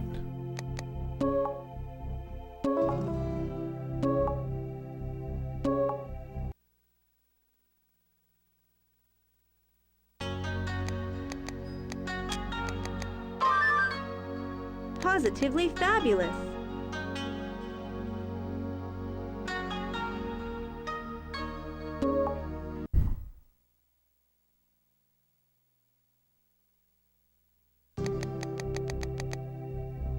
When Leo arrived at the workshop of the woodblock printers, she sat down and quietly observed how the prints were made. Artful sketches on clean white paper were first pasted onto smooth blocks of datewood. Once dried, they were sanded down so that only the lines from the sketches remained. The carvers then began to work. Curled pieces of wood jumped off their knives as they etched deep grooves into the even grain of the wood.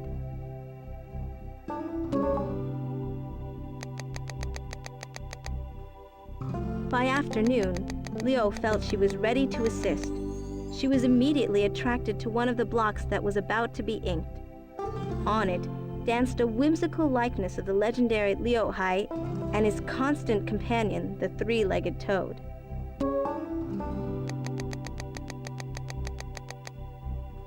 Leo ever so lightly applied the ink to the block, and then quickly pressed a fresh piece of paper against it. But, unlike the delicate lines and crisp, solid areas of the other prints she had seen, Leo's was dotted with blotches of ink among a series of rather blurry lines. Leo tried and tried, but at the end of the day, the master printer kindly hinted to Leo that perhaps she would be of more help to the paper cutters.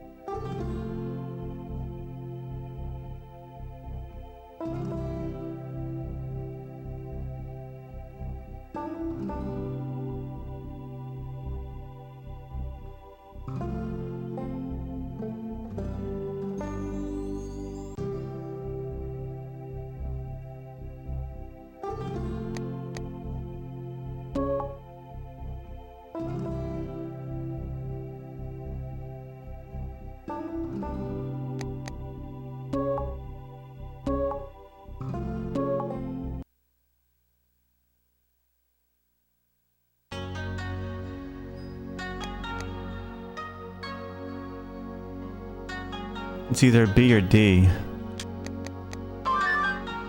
What Okay. great work!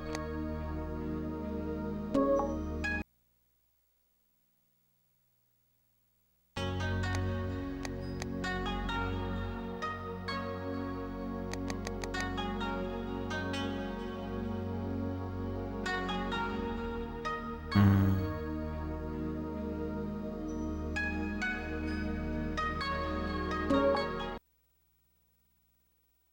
I think it's probably the more help to the paper cutters.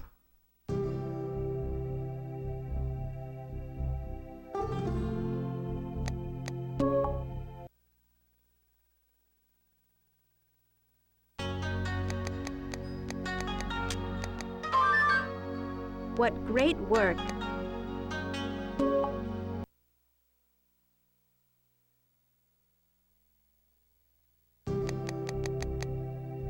On her way home, Leo was hailed by an elderly gentleman that lived next to her family. He needed a small porcelain bowl that was placed high on a shelf that hung over his doorway. Leo looked about, not sure how she could be of help.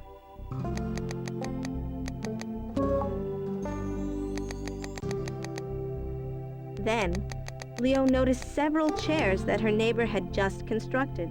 Leo carefully stacked the chairs, one atop the other. The first stood flat, but the others rose at an odd angle. With amazing agility, Leo gracefully climbed to the top. As there was nowhere to place her feet, Leo lifted herself into a handstand. Leaving one hand on the back of a chair, she then reached with the other to grab the bowl. Many villagers gathered as Leo performed her challenging feat.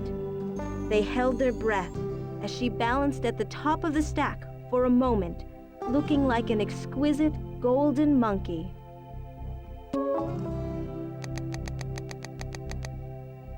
Leo then leaped into the air, turned a tight somersault, and landed with the fragile bowl in the palm of her hand. Everyone applauded and grinned with enthusiasm. The villagers were so enthralled by Leo's stunt that word of her talent quickly spread throughout the village.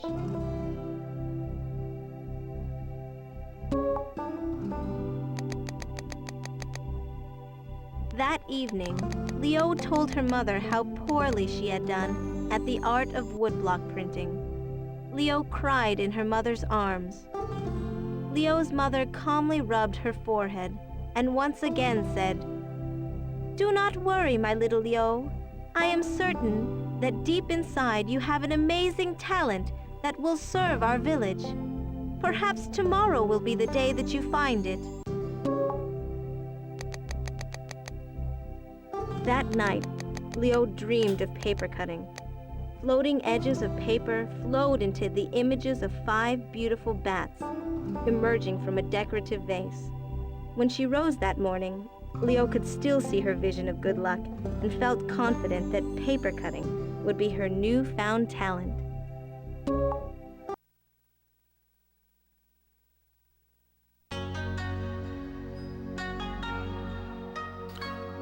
Oh, crap.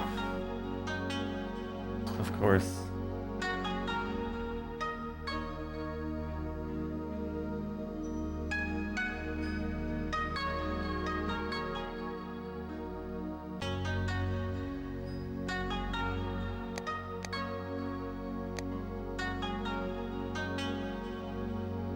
Must be this.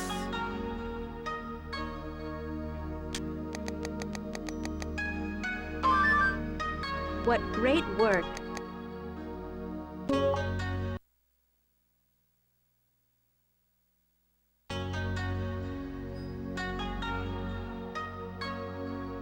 Oh no.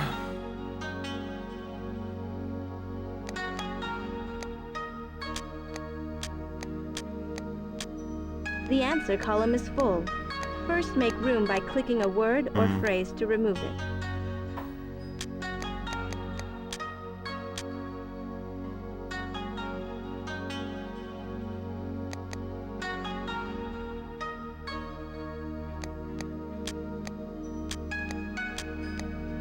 can do it this way.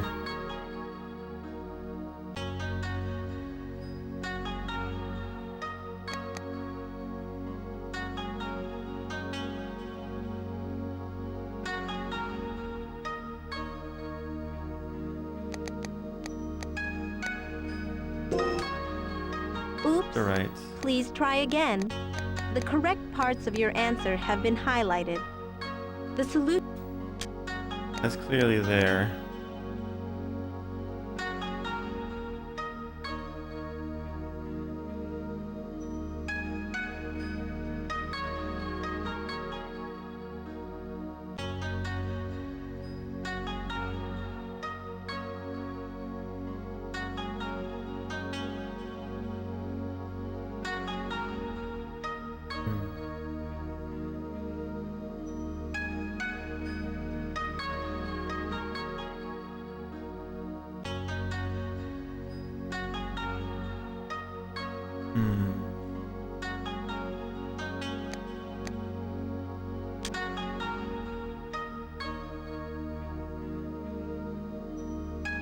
Could be wrong. Fuck it is. Fuck me, man. Damn it. Fucking A. I had a feeling it would be wrong. Ever. Leo joined the paper I cutters, guess we're just anxious to work. being impatient. She sat before the large table and closely watched the master's work. Each snip with a scissors seemed like a miracle. The perfect amount of pressure and a practiced twist of the wrist created images of unsurpassed beauty. Greedy me being impatient. Leo cut and cut, attempting to create a swiftly swimming carp, a symbol of perseverance. But, time after time, her unpracticed cuts brought forth only sharp, ugly edges that were crinkled and torn. Just as Leo had accidentally cut her paper in half, 3 of the village elders entered the hut. All eyes turned to them. The wisest of the elders spoke. Leo quivered as he looked into her eyes. "Leo, you have a great talent," he slowly spoke. "A talent that could be of great service to your village." The paper cutters all turned to Leo. Leo felt the blush of confusion on her face. She could not fathom what her talent might be. Certainly it was not the art of paper cutting. "Your acrobatic feats have begun to draw much attention to our village. Several nearby villages have asked to see you perform," said the honorable elder. Leo's face lit up with the knowledge that she could now help the village prosper. Her natural talents of balance, grace, and ingenuity had combined to make her a masterful acrobat.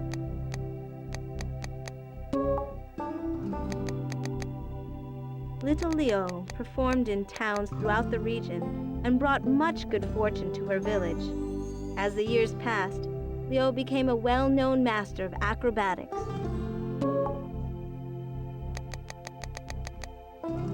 Children traveled great distances to learn from her. And whenever there was a child that struggled with the art of acrobatics, Leo would always rub the child's little forehead and say, "Do not worry, my little one. I am certain that deep inside you have an amazing talent. Perhaps tomorrow will be the day that you find it." Ready for us to fuck up and choke and mess this up?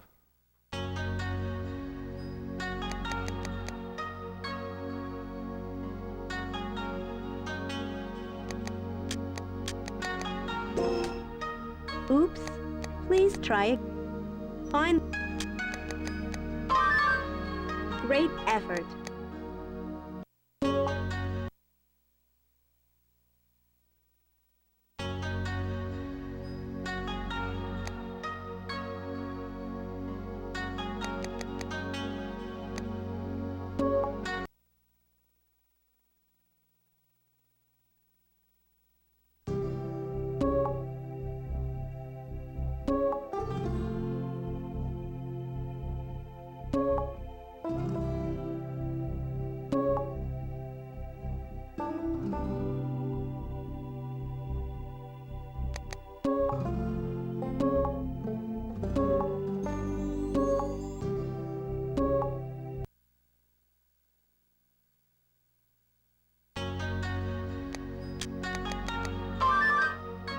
great effort.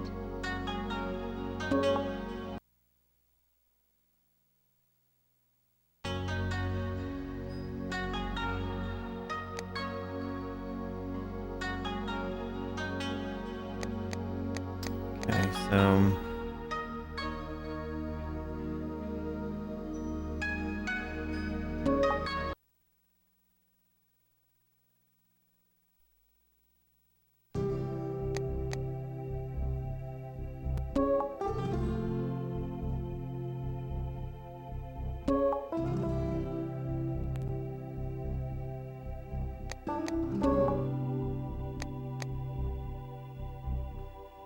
Good Fortune's the last one.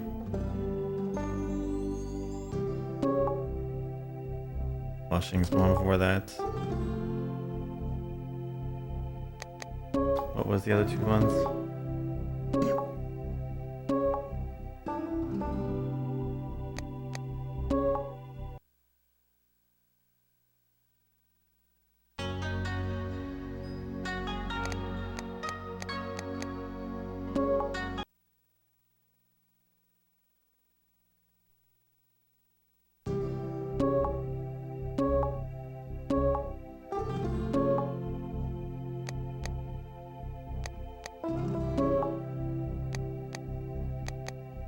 Carp. Is the paper cutters first?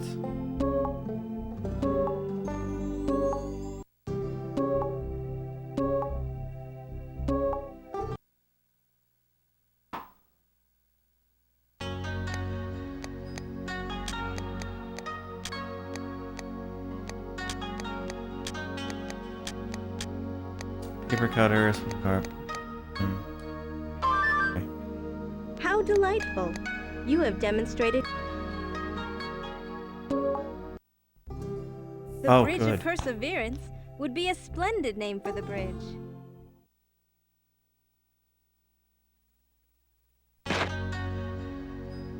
Click this scroll when you are ready to choose a name for the bridge.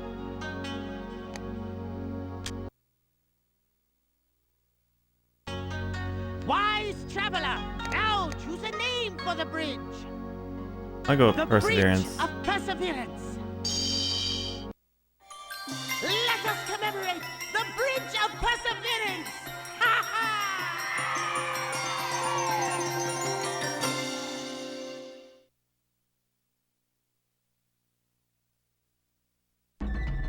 Come join the celebration and enjoy a strategic game of solitaire. Oh no.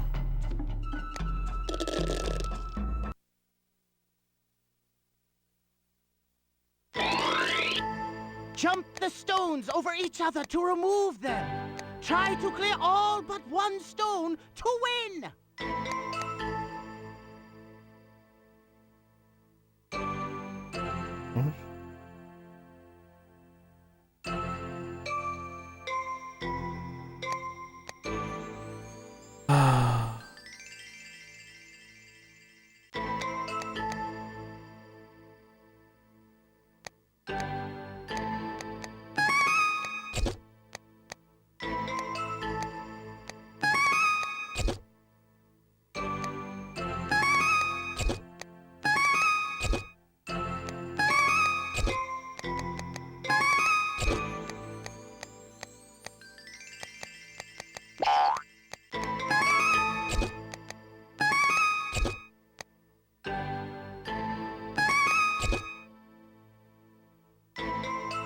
I think I just messed up here.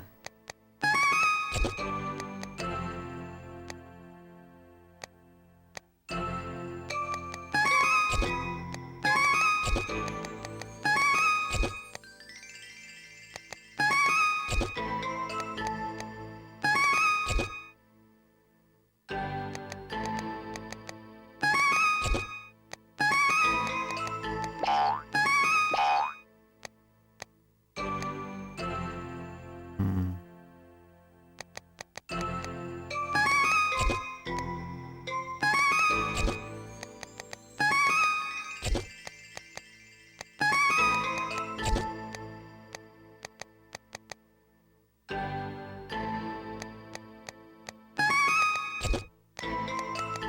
I forgot about these things. Now I see how I screwed up here.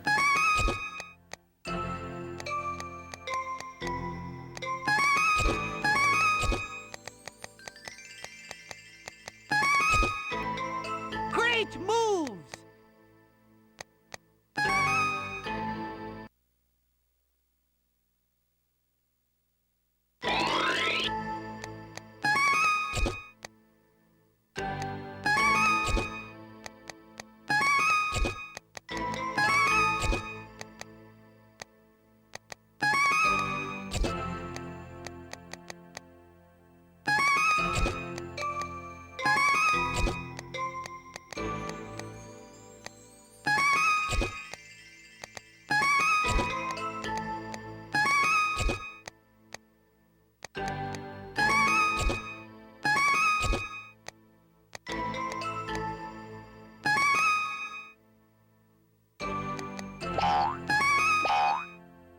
Hmm.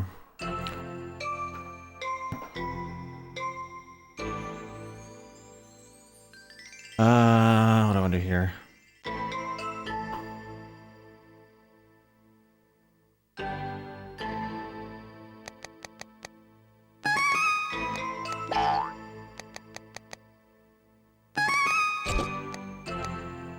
think that was a bad idea.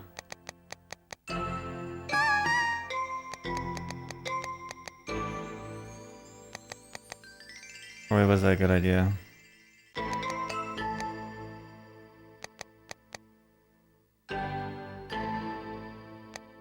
Need this to get out of here, so regardless.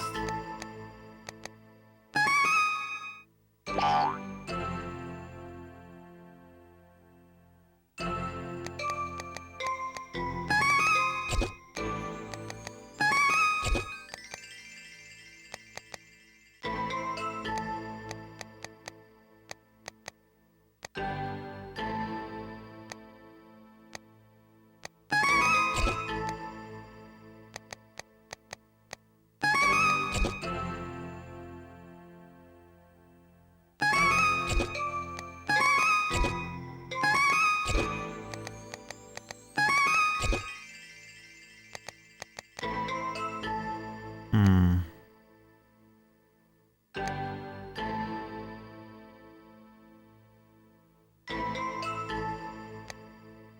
Mm-hmm.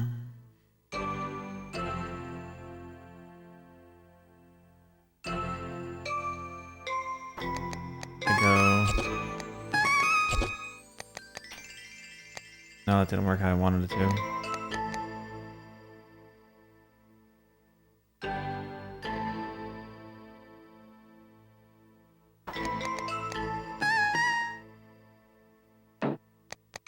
Like only undo one move.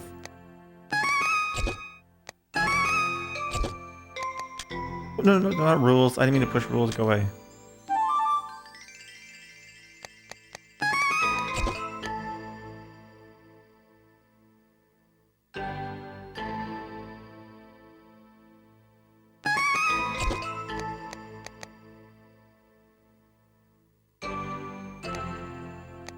Actually, we're gonna lose right here, don't we? There's no way out for any of this stuff. Great move! Corners really are the problems.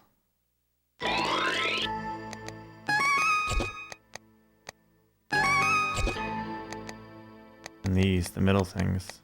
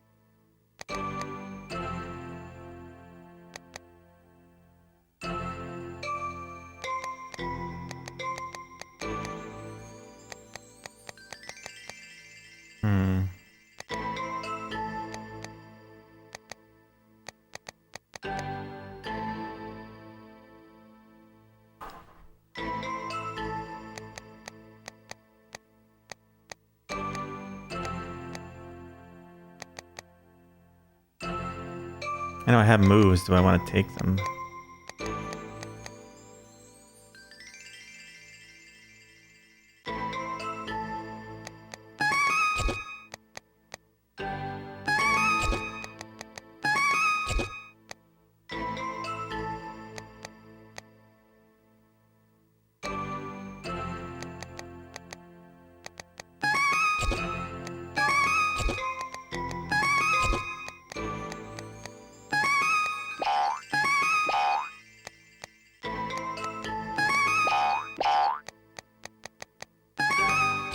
Already lost anyway, so it don't matter.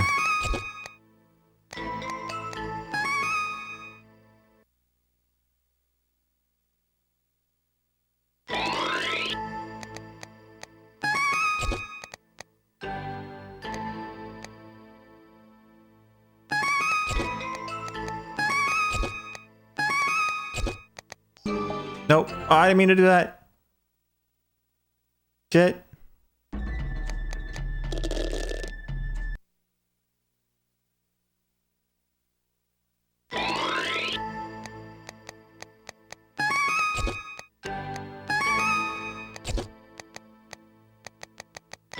How did I do that before? I like the way I started.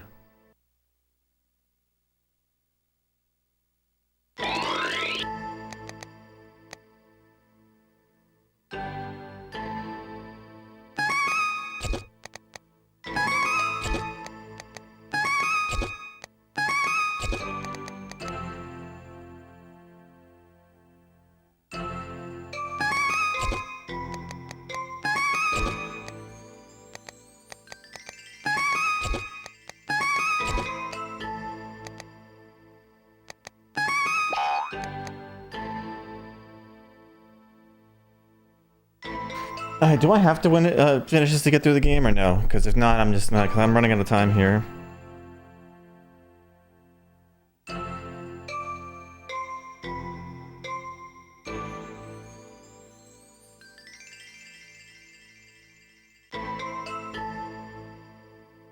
I'm assuming I don't, it's just an extra thing. So I'm just going to give it one last go, and I'm going to go.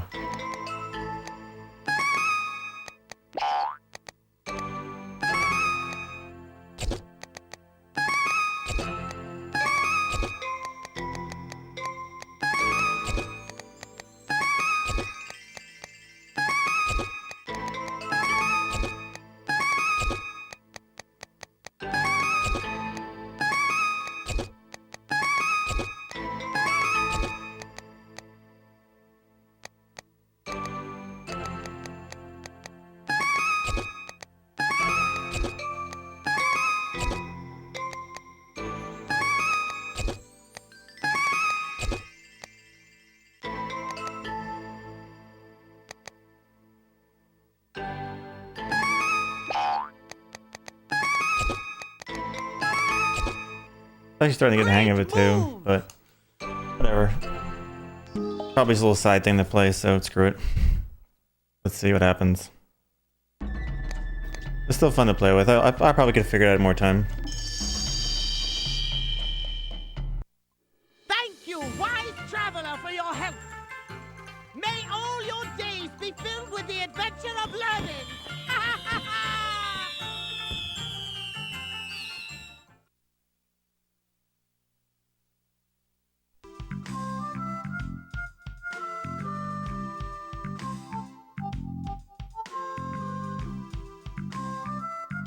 I would have liked to explore that little side game thing a bit more, but okay. There'll be other times when that's part of stuff we have to do. Set credits. Fun as is. It's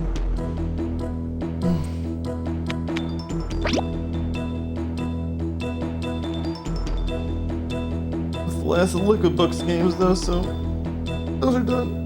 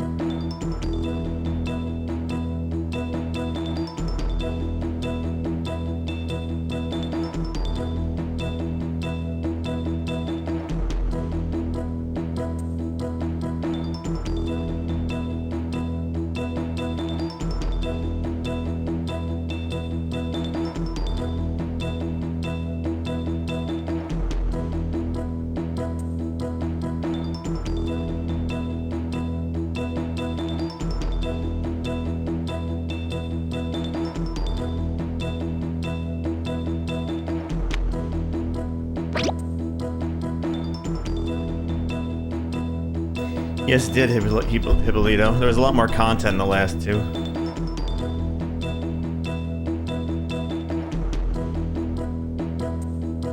5 and 6 had a lot more content in them. There's even some extra stuff that I didn't really get around to doing, so there's plenty of content. There is no 7. Stops at 6. The last Liquid Books.